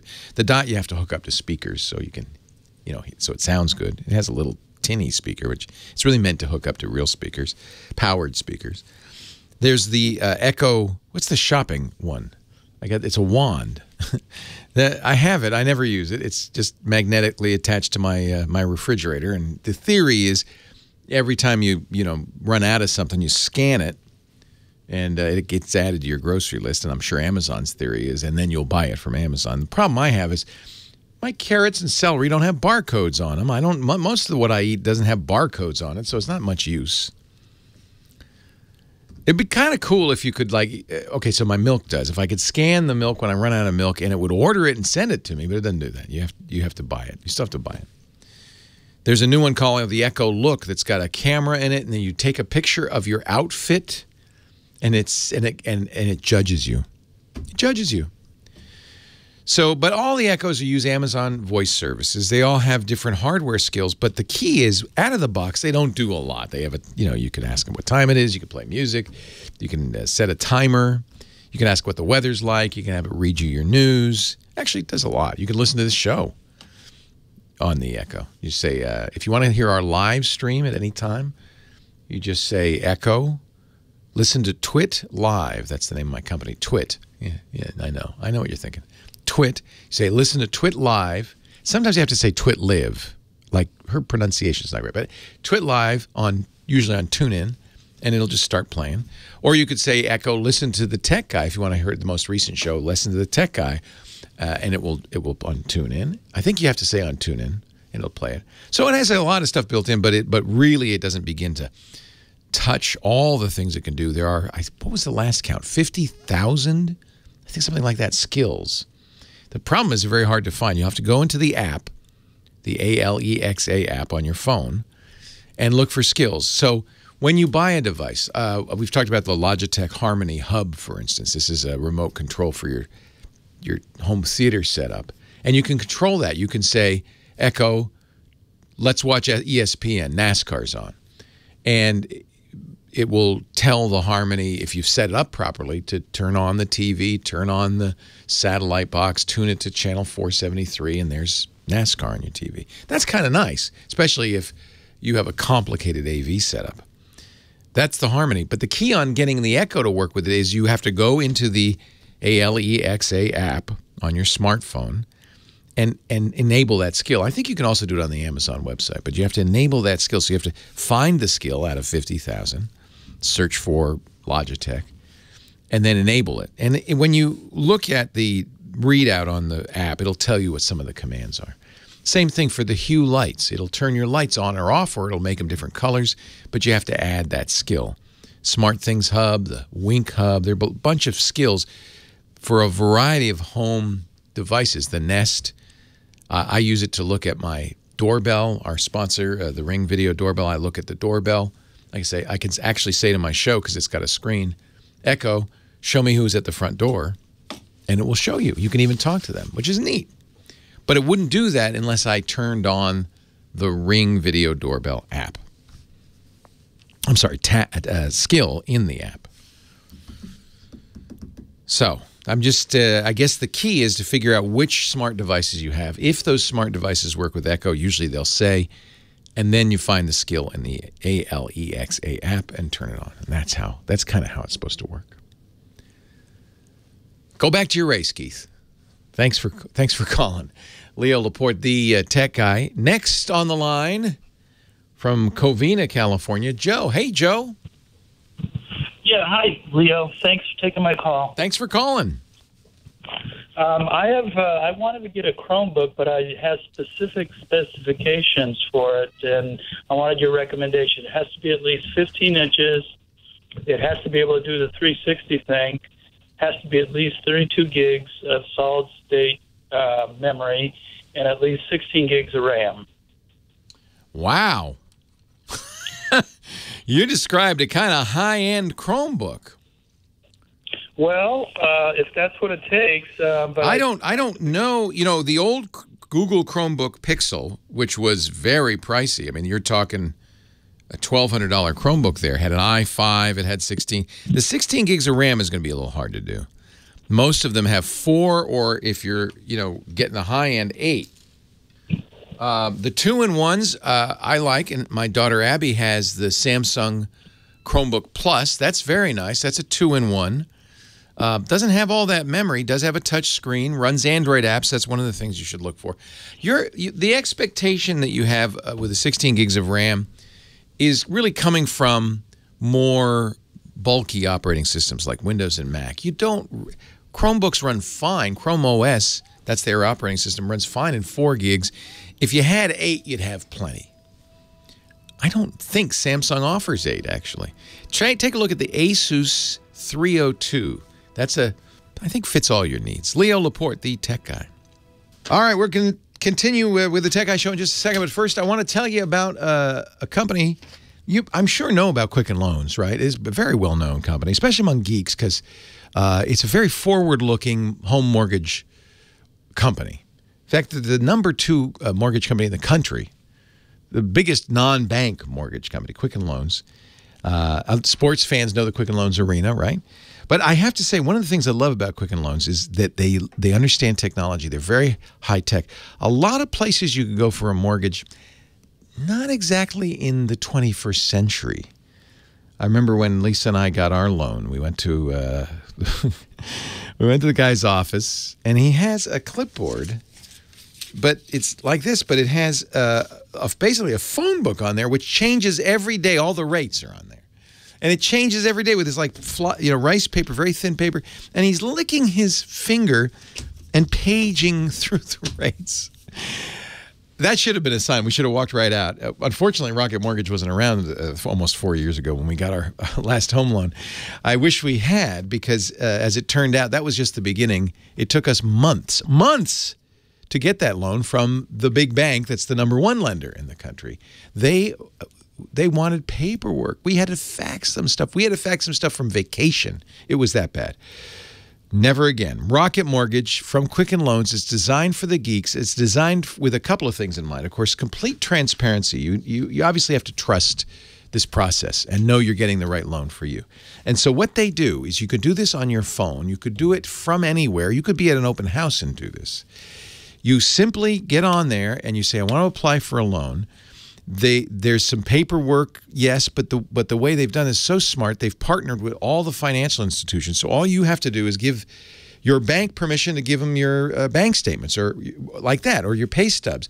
It's just completely electronic, touch of the button, completely secure. They then, of course, because it's all computerized, it's all online, can crunch those numbers and give you a list of things, loans you qualify for based on your income, your assets, and your credit. All the information you need, the payments, the term, the rate, everything you need to know right there, and then you pick what you want. And you're done. And that's the cool thing. At that point, you're approved. Not months later, not weeks or days later, but minutes later. It's that fast. That's why they call it Rocket Mortgage. It lifts the burden of applying for a home loan, brings the home loan process into the 21st century.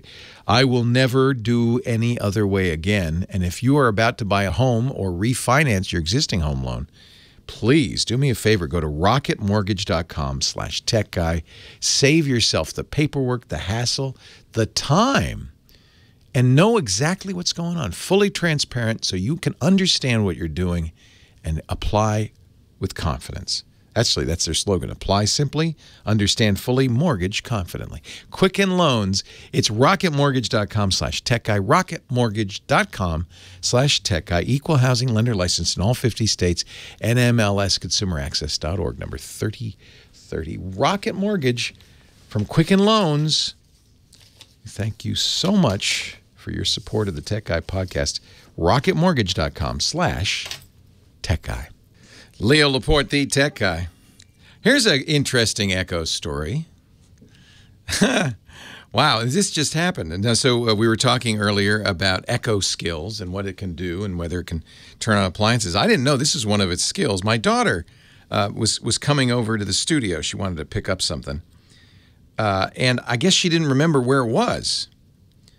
She couldn't remember. So she went over. She knows where my house is. So she went over to our house, and nobody was there. So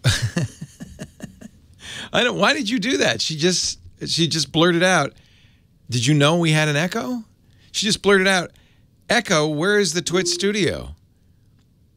And it answered. I found a studio nearby. It's 25.3 miles away on Sir Francis Drake Boulevard. Oh, it's good you didn't do to that one. Business hours for this. That was a different studio. But it did. It found our studio, and she came over here, and she found it by asking the Echo. Wow. That is kind of a wild story. 8888, ask Leo Laporte, the tech guy. Moving on. Let's see. I was talking to, let me see. I got to make sure I get everybody on there because you've been so patient. I think line 4, Corey in San Pedro, California is next. Hi, Corey. Hi, Leo. How are you? I'm great. How are you? Good.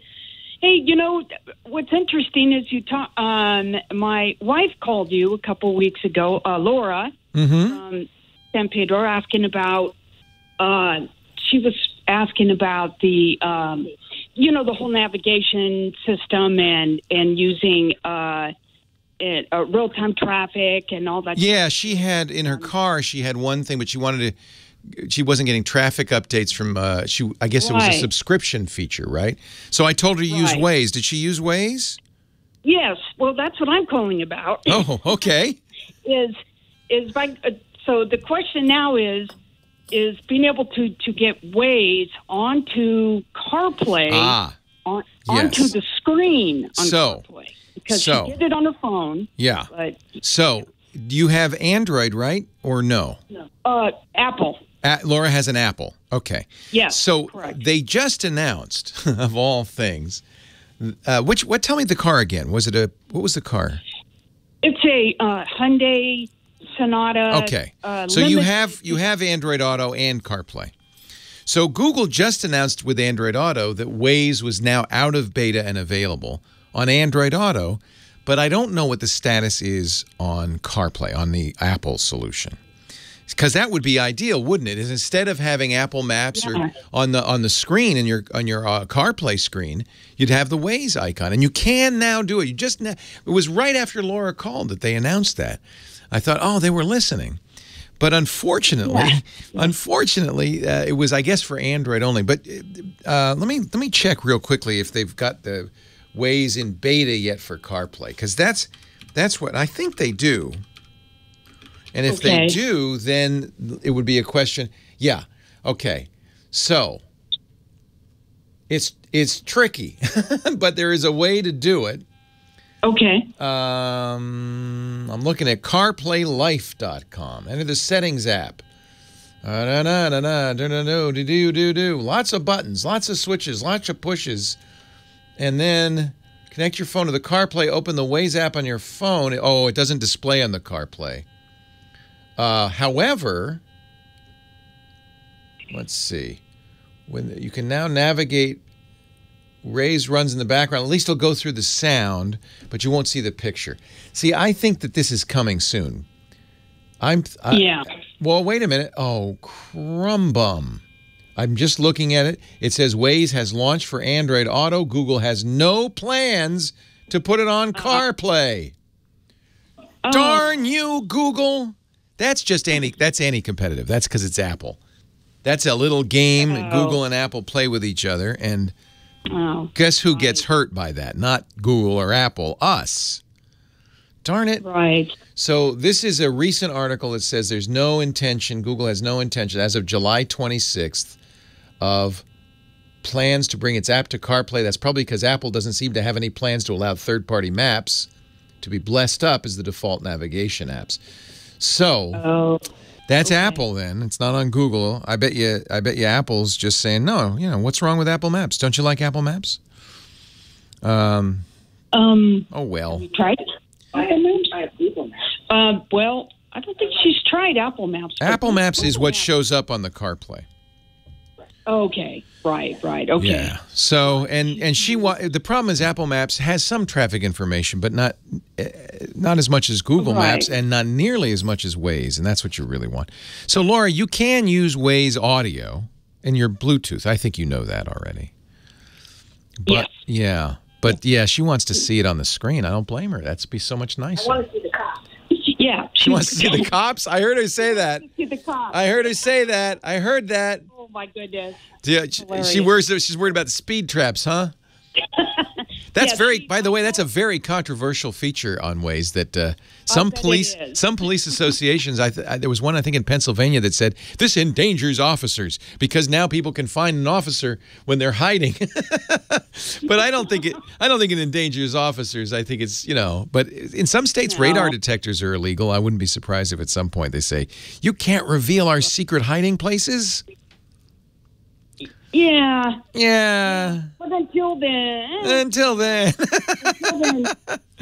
I'm sorry. I wish there was some way to do it. My daughter, you use Waze, right, Abby? No, she uses Google Maps or Apple Maps. She just mounts. She actually turns out her car accidentally just fits the phone perfectly on the screen. But you could just mount your phone, get one of those suction cup devices, and mount your phone, and then it would be right next to the CarPlay speaker, right? There is okay. So. Tony in the chat room. Tony in the chat room says he's got a hack to bring Waze app to Apple CarPlay. How do you? Oh shit! Yeah. Hey, anybody who's worried about the cops won't mind hacking her iPhone. So she's already a criminal. No, I'm teasing. I'm just teasing. Let's see here. There's a video on YouTube. Oh.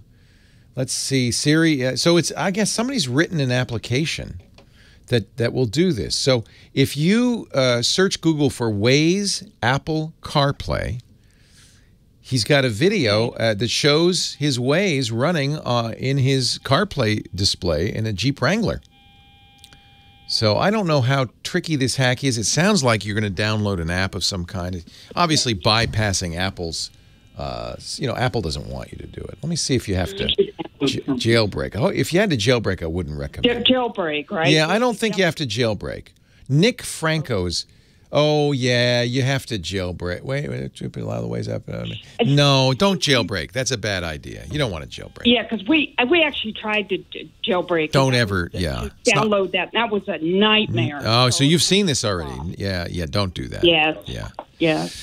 So that's too bad. I think, unfortunately, you are caught in, when dinosaurs battle, it behooves the little cavemen to get out of the way. Right. Now, of course, that's historically completely inappropriate because the cavemen and the dinosaurs did not coexist at any time in history. But you get the idea. Yes, when Godzilla and Mothra are fighting it out, the denizens of Tokyo should get off the streets because the only thing that happens is you squish a lot of people.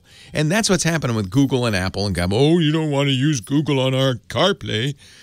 So now, by the way, your phone probably, in fact, I know it will do Android Auto. Almost every car that does CarPlay that I know of does Android Auto. So one way to respond to this would be to get an Android device. We used to. Get a cheap. You don't have to get a phone. Get a cheap Android device with the internet access, and just keep it in the car. Oh. Okay. Oh. Now we're talking. Like what would you recommend? Like what? I would. Here's what I would do. Google Fi is a pretty cheap data only. They offer data only connections. $10 a gigabyte. They run on T-Mobile and Sprint and U.S. Cellular, so their connectivity is good all over the country. And it's inexpensive. And you can I would buy an old Google phone, like a Nexus 6 or a 6P, and get a Fi chip in it. And then it would connect to your car via Android Auto and just leave it in the car, plugged into the cigarette lighter so it's got power. And now you've got Waze on your car dashboard. How about that? Oh, now we're cooking with gas. Nice. Hey, it's nice to talk to you both. Thank you, Corey. Thank you, Laura. Was Laura too shy to call? Is that what? Leo Laporte, the tech guy. More of your calls right after this.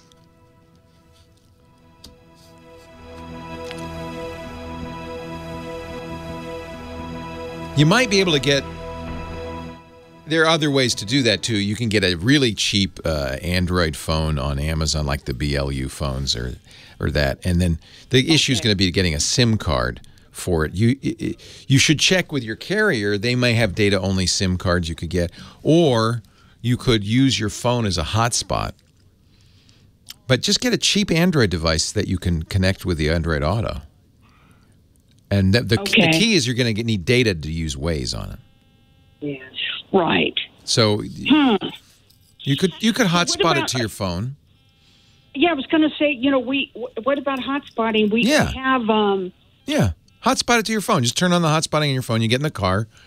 You're going to hotspot to that Android device, that cheap Android device.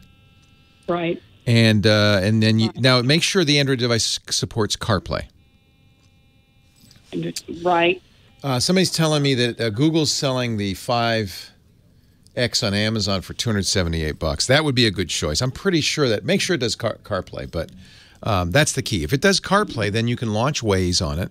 You can keep it running, plug it into the cigarette lighter, or if you have a USB port, keep it running in there, and just don't take it out. It's now your GPS device. I think you can get cheaper than $278 though. You could get a less expensive. Okay, and it's called. You said the Google 5.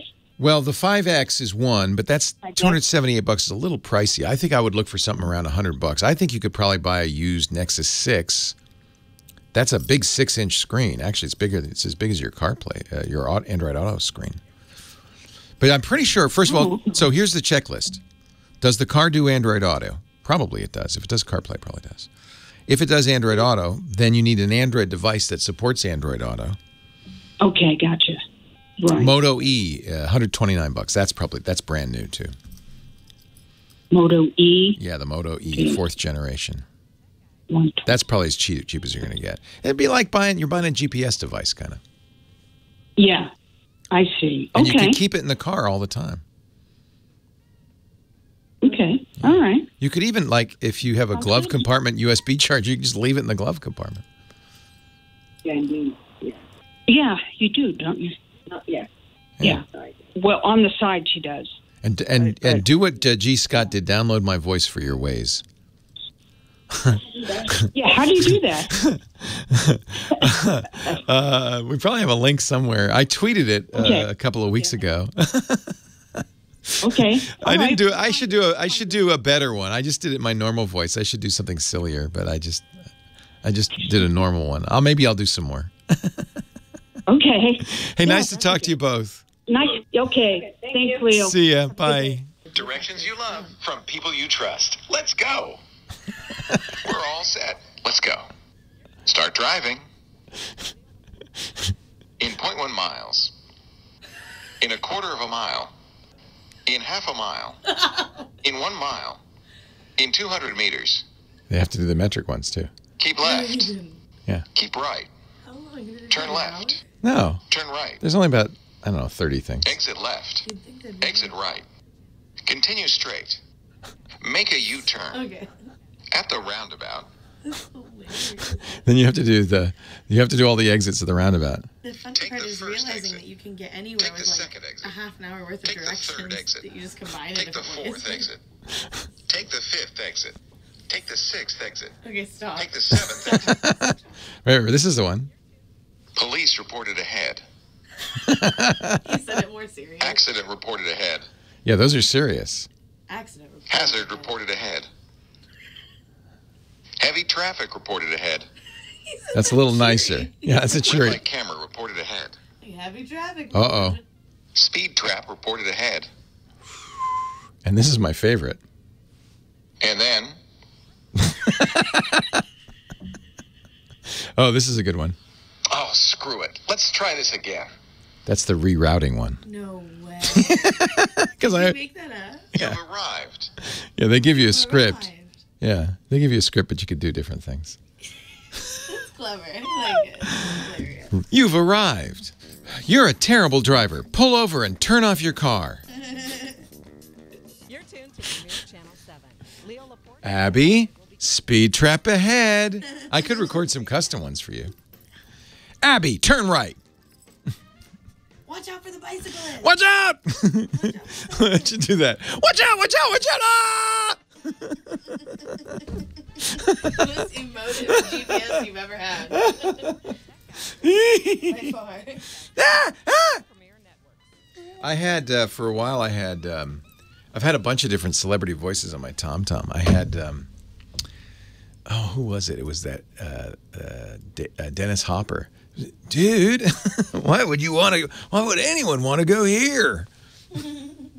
And then we had GLaDOS from Portal. Remember the bad robot from Portal, bad computer from Portal? She'd say, turn left when you're supposed to go right. Oh, yeah. Yeah. Wait, really? Yeah. Oh, no. It was a really bad voice. Yeah. No, yeah, sort of. And then she'd go, there's cake at the end of the line. And then you get there, there's no cake. Cake is a lie. Here we go. Well, hey, how are you today? Leo Laporte here, the tech guy. Time to talk tech, computers, the internet, home theater, digital photography, smartphones, smart watches, all that jazz. 8888 Ask Leo is the phone number. The website, techguylabs.com. We go back to the phones. Keith from Phoenix, Arizona. Hello, Keith. Hey, Leo. Hey, how are you? I'm doing good. How are you doing? I'm well. What can I do for you today? I just bought the new Eero system. Oh, good. How do you like it? Oh, I like it a lot. It's pretty easy to set up. Should mention they are a sponsor of some of our podcasts. I like to do those disclaimers so people understand, you know. No, absolutely. In fact, that's kind of why I bought it, because it was in your iOS. So. That's what I like to hear. Yeah, and did you get the new one, the Beacon? Yes, I got the new one. Yeah, I use that at home, and I've found that to be really good. Yeah, it's pretty solid for my house. I got the one with 2 beacons in the main station. Yeah, the base unit. This is one of those new mesh systems where you have a base and 2 satellites, and it's theoretically that should be enough for about a 4,000 square foot house. Yeah, and that's kind of my question is I'm trying to find a way to measure a Wi-Fi signal so I can move the beacons around and make sure I'm getting the best coverage in the house. That's in theory, the Eero and most of these other mesh devices are smart enough to kind of manage that for you. But if you do want to, it's a nice thing. You can't do it on an iPhone, but you can do it on an Android phone, a Windows machine, or a Macintosh. Do you have any of those? I definitely have Mac computers. Okay. So there is a Wi-Fi analyzer available for the Macintosh. It's probably not in the App Store. I don't know. I use Insider, which is spelled with 2 S's, INSSID. Get it? That's kind of a geek joke. But I think that might be Windows only. Let me just check. But I know I have a Wi-Fi analyzer for the Mac that I just can't remember off the top of my head the name of it. Let me look at my Mac and maybe I can. Yeah, I can find plenty of Android ones. I'm surprised there's not one for iOS. That's Apple. They will not give you access to the Wi-Fi radio signal. A third party can't get to it. They can get the data, they can't get the signal strength. So that's very typical of Apple. In fact, if there's one category the iOS devices are weak on, it's that. Applications that need to access the hardware directly. They don't support it. So let me just see what I have on the Wi-Fi. Wi-Fi Explorer is the one I use in the Macintosh. I can't remember if it's free or not, but it's nice. It gives you a bar or a chart, actually, a line graph of how the internet's going. You can see the different frequencies, lots of information. You can see signal strength. You can see network details. Very nice, and I'm pretty sure that's free. Let me tell you who it's from. Wi-Fi Explorer by a guy named Adrian Granados. It doesn't say anything more than that, but I think if you Google Wi-Fi Explorer Macintosh, you can find it.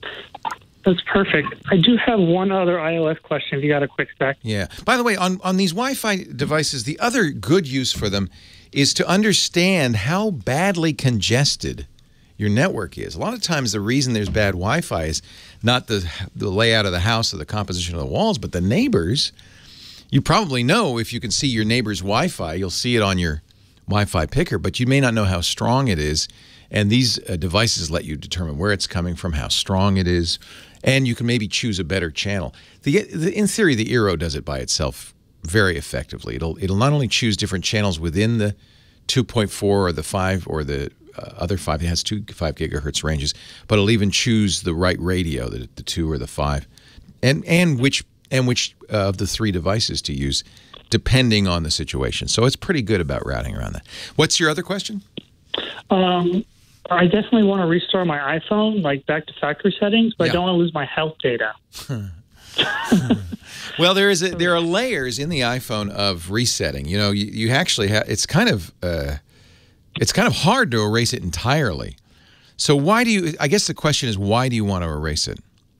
I'm having problems with it with my Apple Watch. Like, I'm not getting notifications or text messages from like my wife or something. Yeah, that's a good reason to do it. I've reset my watch many times.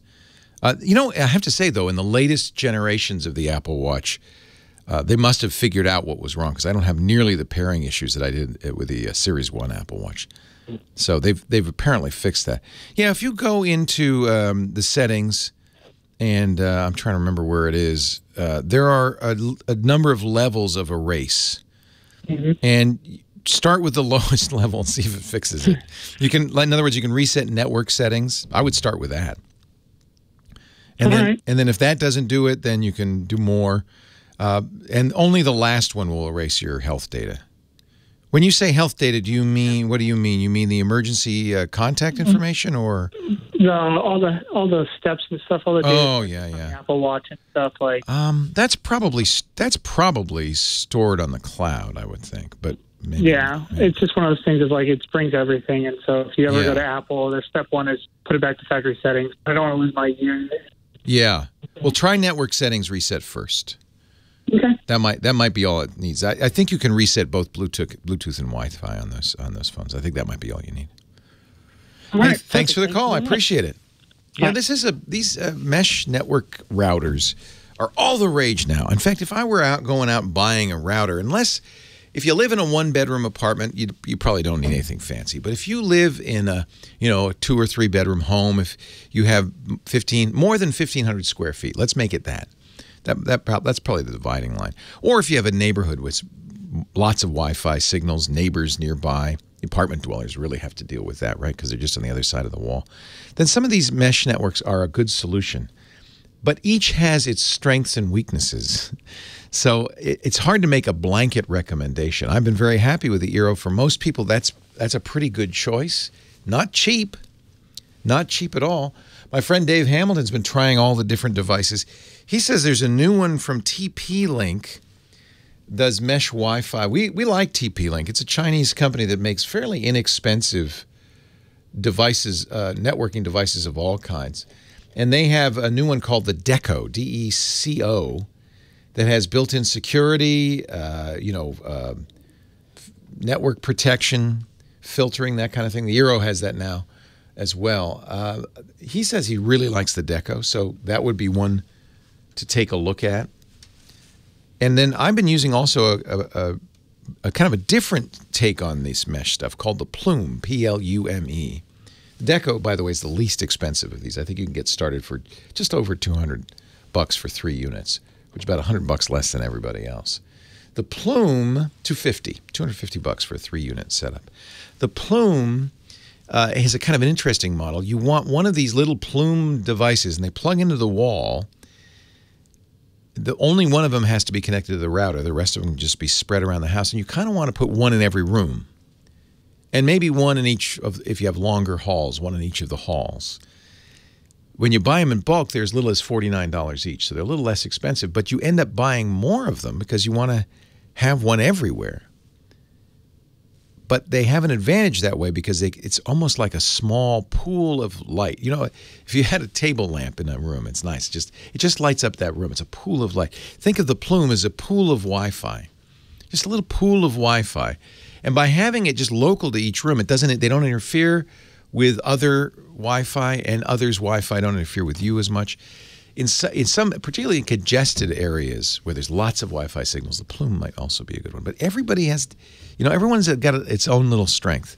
For the low cost leader, clearly the TP-Link Deco at $250, three units, a base unit and 2 satellites. As far as performance goes, I found nothing outdoes the Eero. The Eero really has some nice features too, but maybe not the perfect thing for your particular situation. We're going to take a break, come back with more. Leo Laporte, the Tech Guy. More of your calls right after this.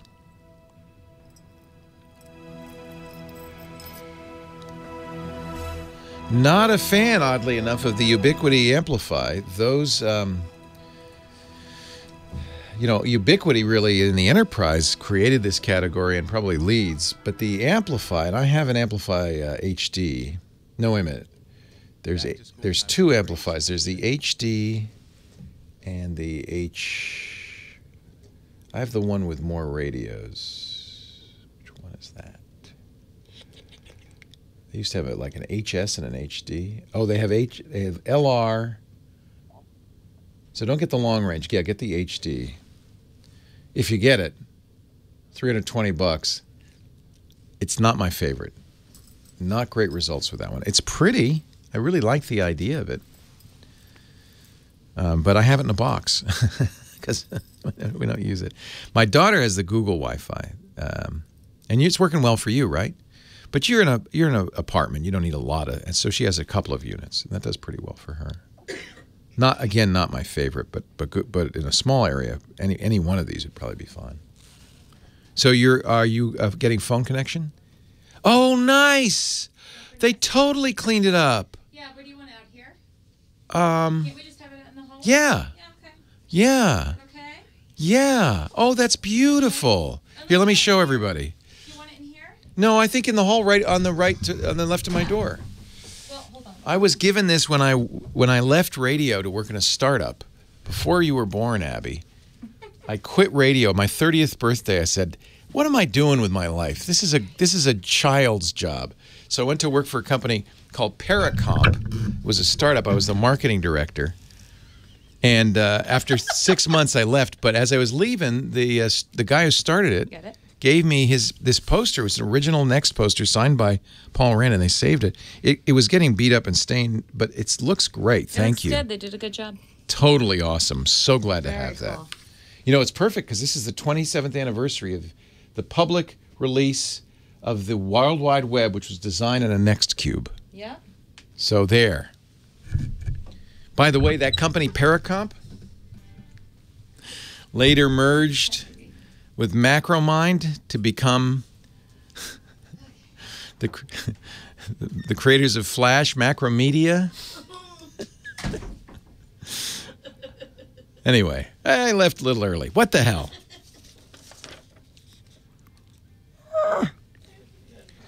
Oh, well. I wonder if Paracomp is on Wikipedia or if it just disappeared into the ether. Had I stayed, I have a number of stories where had I stayed, I would have made some money. Yeah. Yeah, Paracomp, a Macintosh programming company known for their 3D software, Swivel 3D and Model Shop and Filmmaker.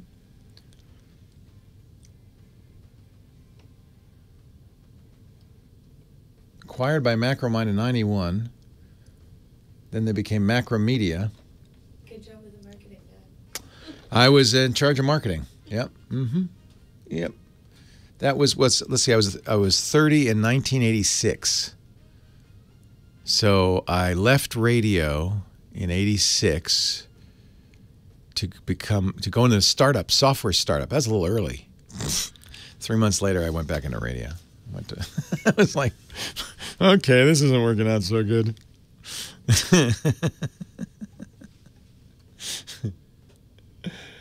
Oh, Lord. It was founded by, what was his name? Crawford? I really liked the people I worked with there. It was fun. But I can't remember.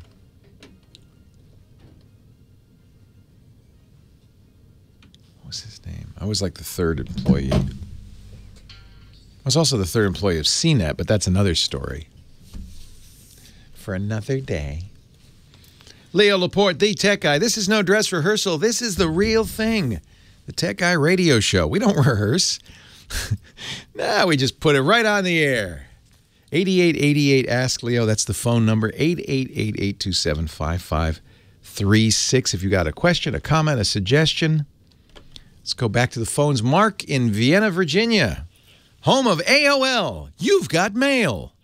Hey, Mark. Oh, you said that before, and they've moved out of Vienna 20 years ago. I know. Former home. Oh, gosh. AOL is owned by Verizon now. They went to New York and... No, they're in Dulles Airport. Dulles. Okay. Yeah, they just moved like 10 miles out of Vienna. You've got mail. Remember that? You've got floppies in your mail. You've got floppies. Have some more. I have an AOL CD somewhere here. That's a memory of another era. You know, kids today, they probably have no idea what we're talking about. I keep finding old stuff in my basement. I take it in to the Vienna Inn for breakfast, and I show some old-timers there, and they say, oh, yeah, I remember those. You know, whatever it is, but it's something old. Let's see here. AOL, 90 days risk-free. This is the CD that would come in the mail. It's got your registration number and password. Sign up now and enjoy AOL risk-free for 90 days. My wife has a friend who, for years and years and years, kept paying AOL $20 or $25 a month. And all she used them for was email. And we finally got her off onto a free AOL email. Hallelujah. I wonder how many... I actually wonder... That'd be interesting. How many people are still on AOL? I still see it all the time. You know, email addresses, joey@aol.com. Still see it. Well, this friend of Nancy's is certainly still on AOL, but, I mean, she's not paying for it anymore. Yeah. What can I do for you, my friend? Okay. About a week ago, I'm sitting here at my Mac. I'm in Terminal, which, you know, is the old DOS command prompt, if you will, in the Windows language. I remember it well. Yeah, well, anyway, I'm using Terminal. And the terminal prompt by default shows you your computer name and then the folder you're in, and then, you know, you can start typing the command. Yeah. And I noticed my command prompt was Marie something or other, you know, a couple letters. It wasn't just C:\\? Oh, no. I remember these ads that would pop up and say, oh, your computer is open to the internet. We can see what you got. Here's your hard drive. Remember that? Yeah. And I'm saying this is a Mac. But anyway. There's no C:\/ on this. So it says, before the greater than sign, which is the final part of the prompt, there's a name of the computer is what it is. Yeah, the computer name. Yeah. Which was Marie and a few random letters and a number or two. So it's Marie's old computer. No, I bought this computer in 2000. Do you know anyone named Marie? Yes, my mother-in-law, who has been dead for 15 years. Well, somehow Marie got in your computer. Well, what I'm trying to get at is your mother-in-law's name is haunting your DOS prompt. Okay, no. I mean, it has reverted back to what it should be normally. Yeah. It has reverted back. Yeah. It's in the network preferences. You can change the name, the public name of your computer. I never did that. I mean, I'm in network preference. I went straight there, and no, the NetBIOS name in there is the proper computer name. Well, maybe somebody was messing with you. You can change the prompt, as you probably know, with DOS commands. Remember we used to do that? I think it was DOS prompt, right? And you could make it all. You could make the time of day, the temperature, and change color, and the tide. The only other person in this household is my wife, and she's out 5,000 miles away with her sister. Well, she didn't do it. No, she didn't do it. Oh, now, scary. I started doing some Google searching, trying to figure this out, and I found stuff that claims that I can get a name from, some people say a DNS server, and some people say a DHCP server. And I can't see DNS giving me anything. It should look up the name once I got it and says your IP address is, but it shouldn't go the other way around and say, hey, your name is this. And I don't know, DHCP, that would have to be my router, and I've checked every configuration in the router, and there's nothing in there that should be giving me a new name. Where else could I come from? Is it still there? No. It reverted back within about 24 hours, and I can't remember if that took a reboot of the computer or if it was just shut down the command prompt and reopen it. So when you go in the network... I'm in network right now. Control panel, and you see the properties for the account, and that name is not Marie. No, it is not. Well, it must be the name then of a host that you're logged into. Actually, kind of worried at this point. A host. Yeah, because boy, it's been a long time since I've played with the DOS command line. I'm more familiar with a Unix and Linux command line, but. Well, remember, this is a Mac. We don't really... Oh, you're on a Mac. I'm sorry. I thought it was a Windows machine. No, I apologize. I'm in terminal. How did I get there? I apologize. I'm thinking Windows. I mentioned the DOS command prompt as an analogy. Oh, well, yeah. Okay. Now, I heard the word DOS, and I fixated on that. All right. So on the Macintosh... Yeah, okay. So that's the bash, what we call the bash shell. And the bash shell... has some rules for what precedes the prompt. And I believe that is the host name, not the name of the computer. So I am going to give you a link. We'll put it in the show notes. Tuxmint has just passed this along. How to change your Mac host name via terminal. That's the host name. Now, that's a weird host name, so that kind of bothers me that you're seeing that. Yeah. You should be... I'll just look on real quickly on my Mac and see what the host name is. Of course, I don't use bash, so... No, I had to Google that specific name trying to see if maybe other people in the Internet had, been hit by something and came up with the same name. But I'm seeing nothing. Yeah, I think it's the host name. And so if you logged... For instance, if I used that command line and I SSH'd, I logged into a remote computer, which I do all the time, the prompt would change to the name of the remote computer. Well, that's true. I agree with that. Yeah. But I haven't done that for a few years. Well, that's the thing. You haven't done it intentionally for a few years. I'm wondering if your computer is connected to another computer for reasons unknown. Suspiciously connected. How did it revert? Just one day it stopped doing it? Well, yeah, about 24 hours later, and like I said, I can't remember. Here's what I want you to do. There's a program, it's a little annoying, but it's very useful, called Little Snitch.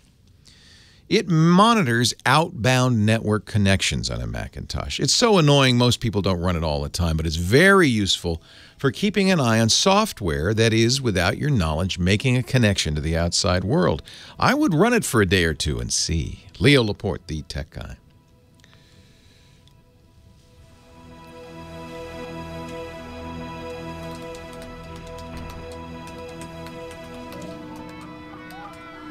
I thought he said DOS. I really did.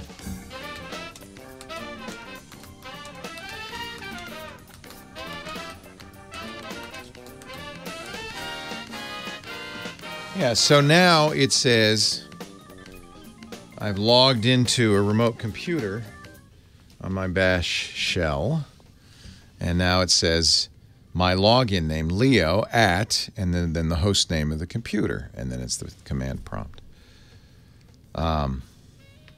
Well, see, the funny thing about a DOS shell is it has nothing to do with the bash shell, and it's not even remotely related. It's a command line. But this is so easy to change in a lot of ways. It's weird that I think the best thing he could do is run Little Snitch. Oh, man, I love this song. The Sugar Hill Gang, Rapper's Delight. This was, I think, is widely still considered the first rap song. Gosh knows why. Leo Laporte, the tech guy. So Knox Harrington said in our chat room, he's very smart. He's one of our many, many, many very, very smart chatters. that if the host name is unavailable on a Mac, then the name you'll see at the command prompt in the terminal will come from your network server, your DHCP server, or, in other words, your router, or it could come from your DNS server. So it could be a weird coincidence that our last caller's mother's name was the same as the name he saw in the bash prompt, or it could have come from the network somewhere, either his router or his internet service provider. Sounds like nothing to worry about, but, run little snitch. Keep an eye. We used to think the Mac had no malware. I probably even foolishly said that on this show some years ago, not recently. But we know, in fact, that there is malware on the Macintosh. In fact, they discovered something called Fruit Fly a couple of weeks ago that had been sitting on a few hundred Macs for years. It was an old malware, probably custom written to target specific people, because it was what we call a RAT, a remote access Trojan, that allowed a remote hacker to get into your computer, turn on the camera, turn on the microphone, watch what you're typing, watch what you're doing. Creepy, right? It was written in Perl, which is, modern-day hackers probably not their first choice. It's probably a few years old. Even the command and control servers were still, around. Somebody looked at the code and said, "Oh, I see it's supposed to log into the server." The domain name had never been registered, so he registered it. And all of a sudden, 400 Macintoshes logged in and said, "What is thy will, O my master?" Whoa, creepy. We don't know where it came from. We don't know the means of infection. It's not something you have to worry about, but the point is, it could be done. It was doable, and it is on at least 400 computers out there, maybe our last callers. So if you see weird network behavior, weird anomalies like this, little snitch, it's not free. I think you can try it for free. What it does is it just watches all outbound connections. At first, it's extremely annoying because it says, "Your router's trying to get online. Is that okay?" And you say, "Yes, always allow my router." "Oh, okay. Your calendar's trying to get online. Is that okay?" "Yes, always allow the calendar." And eventually it'll calm down. And then you watch for stuff where you don't expect it. Something's trying to get online that you didn't expect. That's where they'll snitch on them, and that's useful. 8888 asks Leo, "Oh, yeah, fruit fly. Yeah. In an apple. Get it?" Moving on. Let's go to Tom in Warren, Ohio. Hey, Tom. Uh-oh. Tom, are you there? Hello, Tommy. We've talked before, so I know Tom exists.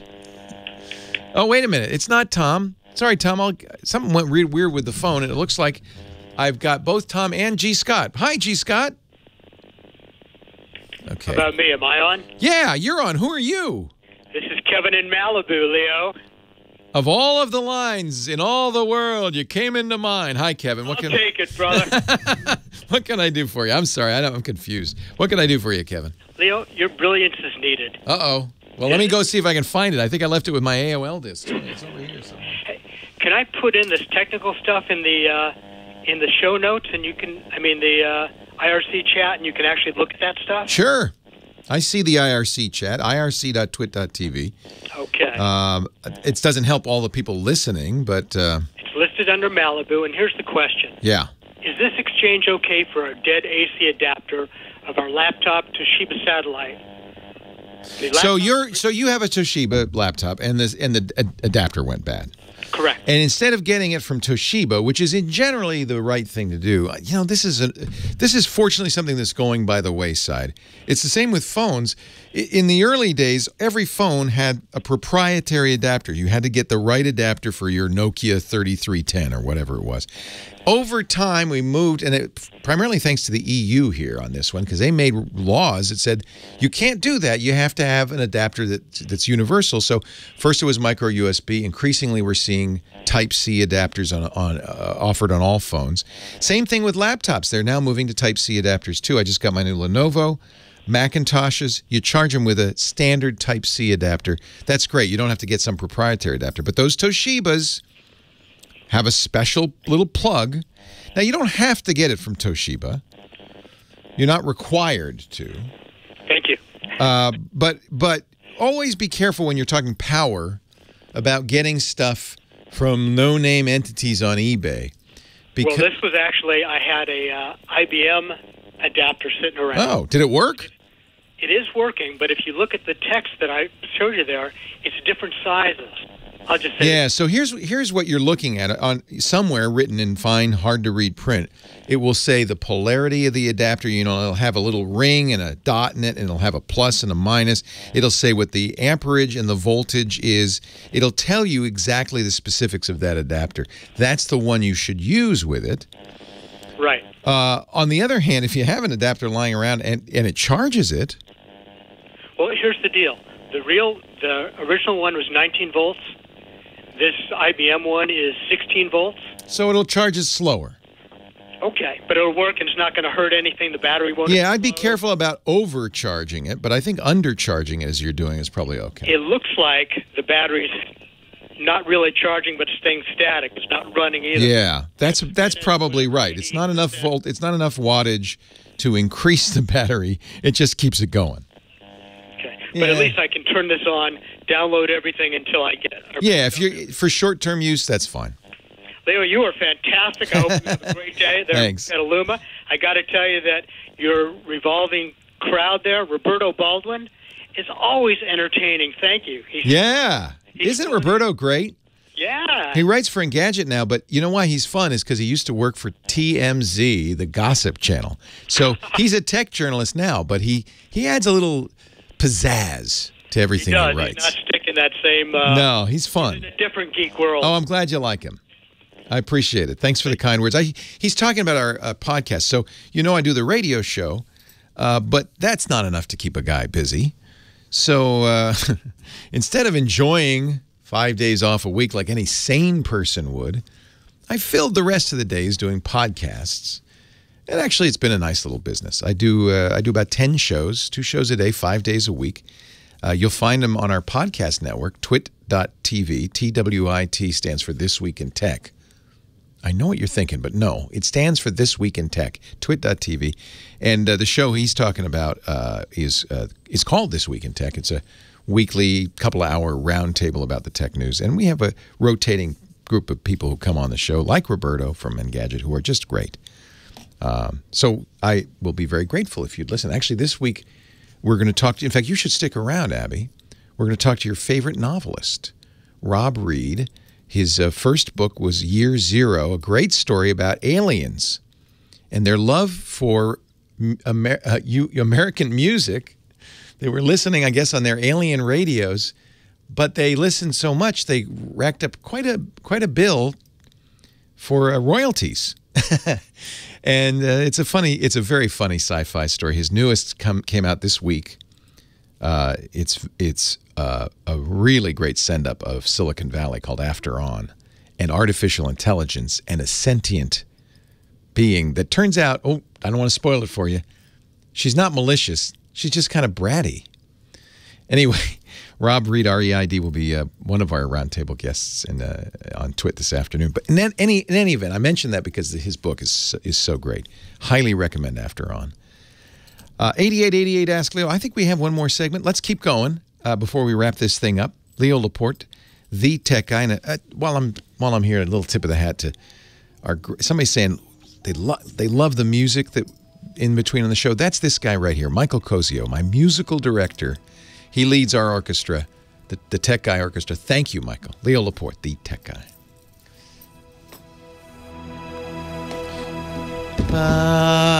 Yeah, I forgot. Rob's going to be here if you want to see him. He'll be here in an hour. You don't have to stick around, but if you do, you can just say hi. Do you have somewhere to be? Oh, well, stick around. It's nice to have you. It's fun. Is it? You don't get to see me work that often. Never. No. I don't know why. Never. Never. Never. Yeah, he created Listen.com, which invented Rhapsody, which, along with free CDs from AOL, has kind of gone by the wayside. But there you go. NS Look Up Maria. That's a good idea. That's a great idea. See what happens. Okay, everybody. Hammer time. Leo Laporte, the tech guy. Got to get my parachute pants on here. 88. Or are those harem pants? What are they? What are those called, Kim Schaffer? Those harem pants or parachute pants? Oh, I go parachute. I've never heard of harem pants. Yeah, all right. I'm going to call them parachute pants, too. Hammer pants. Hammer time. Everybody knows hammer pants. Hammer pants. He looks like the genie in Aladdin. Yes, he does. Yeah. I used to have those pants. No, really? I had pairs of pants like that back in those days. Doctor. Not quite as big and baggy as his, but they had. Oh, by the way, I got the wrong song. That was Super Freak by Rick James. What am I talking about? I thought it was Hammer Time. I wanted to do Hammer Time. Same tune. I think it is the same tune. Am I wrong? It's the same tune. Okay. Sorry, Rick. Oh, no, I can't apologize to him either. It's over. Leo Laporte, the tech guy. Back to the phones. Thank you, Kim. Parachute pants, but Rick does not wear parachute pants. Now we get to G. Scott in Minnesota. Hi, G. Scott. Sorry about that. Hey, no problem. Good day to you. Dum-dum-dum, dum-dum. It's Hammer Time. It's the same lick. What can I do for you, G. Scott? Well, you can help get my life organized. Oh, dear. I got. You're talking to the wrong guy. Well, listening to you, I'm pretty good about backing up. The problem is organizing it. I've got 3 or 4 external hard drives. Yeah. I've got 3 or 4 old laptops, and I have so many redundant files. Of course, you've got duplicates all over the place, but here is my attitude on this. I'm in the same boat. In fact, every once in a while I'll be going through stuff and I'll find an old hard drive and I'll say, well, what's this?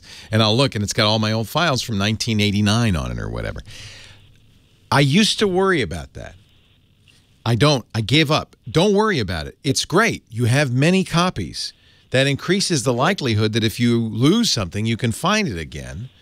What you really care, I think people with computers can get kind of obsessive compulsive, oh no, it's got to be all tidy and neat. And I think it's good just to let go of that, because the risk is you'll delete something that you don't have another copy of, right? So rather than that, what you really want is a ground truth, a copy that is the definitive copy, and all the rest are just extras. And one way to assure that is just to make a new, make a new backup of all your stuff, and put that in the closet, and put a date on it, and say this is the ground truth from August 6th, 2017. Okay, and I've done that. I've got since probably 08, 011, 014, 016. Biggest thing for me it's a little bit of a headache is music. I've got yeah, this is a bigger one. 18,000 files. This is a bigger one. Probably 10 or 12,000 songs. What you'd really like, so the 6,000 duplicates. What you'd really like is just the one copy of everything, and then you can have backups, fine, but especially online. It doesn't matter what's offline, but online you want to make sure you have one, and exactly one, not 1 or 2 or 3 or 4 of each song, and not 0 either. Right. So there are dedupers. Are you on Windows or Mac? I'm on Windows. So there are, I think there are a number of programs that will just dedupe. If you're looking for deduplicating, and this could be songs, it could be anything, very important to pick something that is smart enough not to really make sure it's a duplicate, right? So you don't want programs, and I've seen them, that delete the live copy of a studio song because that's the same song. No, it's not. It's different. It's different performances, so that's not the same. Even if the name's the same, the artist is the same. What you want is something that will actually look at the contents of the file. Do a hash is what we call it. That will be a unique number based on the contents of the file, and then unless the hashes match exactly, that's not a duplicate. And there are a number of things to do this. One of my favorite Windows music programs might be a good solution for you. Okay. It's called Monkey's Audio. Do you know this program? I don't. It does a lot of things. It's a compressor. It's a library. Is this the one I want? No, maybe it isn't the one I want. Maybe it's. Maybe I'm thinking of the ape. Monkey and ape. I confuse them. What am I thinking of? chat room is going to help. Media Monkey. Thank you. Media Monkey. Media Monkey. That's the one I'm thinking. I confuse apes, monkeys, media monkeys. They're all chimpanzees. So Media Monkey is a very nice media library. It's kind of like iTunes, only better. But one of the things it will do is fix up your collection. It'll go out, it'll correctly name and organize the files, put all the cuts from one album into a single folder.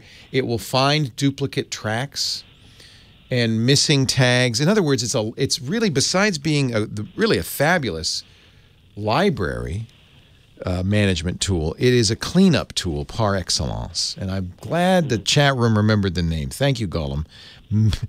Media Monkey. Media Bonobo. MediaMonkey.com. Supports Android, which is nice, so you can sync to an Android phone. It will also back up to an iPhone and sync with an iPhone. It will read your iTunes information if you have it.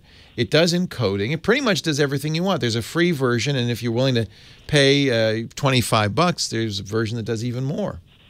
But I think the key in here is it finds duplicate tracks, but even better than that, it will organize your stuff and put album art in there, make sure the naming is consistent, all of that stuff. It's something really useful. That's what you want. Like what I'm looking for. Yeah, that's what you want. Yeah, you want it that will take favorites together. Yeah, because we all have this in a row. Exactly. We have this pile of music, and what we'd like is all the songs in an album to be in a folder with the consistent naming and the artist and the title and all that stuff. And this is what that does. It does it by identifying the song. It uses things like CDDB and FreeDB to look up the information. It gets the album art through AllMusic and Amazon. And so it's really a good tool. I love this. Tinker Toy Tech was the first to say the name. So I think well worth the $25, but the free version does all of this, all the stuff we just talked about as well. Cool. Yeah, I think I'll have to try it. Like the other files, my business, I am glad to have redundancies. Yes, there. exactly. The music is, it's music and photographs. It's media files that drive people crazy. You don't want to have duplicate photographs. You don't want to have duplicate music. Exactly. Thanks, G. Scott. Nice to talk to you. Media Monkey. It's at MediaMonkey.com. Don't go to Media Chimpanzee. That's another site entirely. I can't believe it. The time goes so fast. It's nice to talk to you, G. Scott. I'm sorry I'm not going to get to you, Tom in Warren, Ohio, because I only got about 30 seconds left, not enough time. He says he wants to use a Chromebook with photography. It is a little more challenging on a Chromebook. There's a great photo editor that is a Chrome extension called Polar, P-O-L-A-R-R. But honestly, for the kind of photography I do, and I bet you do too, I have to use a Mac or a PC. Maybe Linux with Darktable. I need programs like Lightroom, Photo Mechanic to organize my library, and I don't know of anything that'll do it on Chromebook. I really don't. I'm sorry to say. Except Google Photos. If Google Photos is enough, then you're good. Thanks to Kim Schaffer for answering the phones today. Thanks to our musical director, Mike Cozio. Most importantly, I am so glad you were here. Thanks to you for joining me, and I do hope you'll come back and we can talk more high-tech. I am Leo Laporte, the Tech Guy. Don't forget TechGuyLabs.com for more information, and we'll see you next time. Have a great Geek Week. It for the Tech Guy Show for today. Thank you so much for being here. And don't forget, it's just the tip of the iceberg. We do nearly 30 shows on the Netcast network. It's called TWIT, T-W-I-T. It stands for This Week in Tech, and you'll find it at twit.tv, including the podcasts for this show. We talk about Windows on Windows Weekly, Macintosh on Mac Break Weekly, iPads, iPhones, Apple Watches on iOS Today, security on Security Now. I mean, I can go on and on and on. You even get your daily dose of tech news with Tech News Today. And, of course, the big show every Sunday afternoon, This Week in Tech. You'll find it all at twit.tv. And I'll be back next week with another great Tech Guys show. Thanks for joining me. We'll see you next time.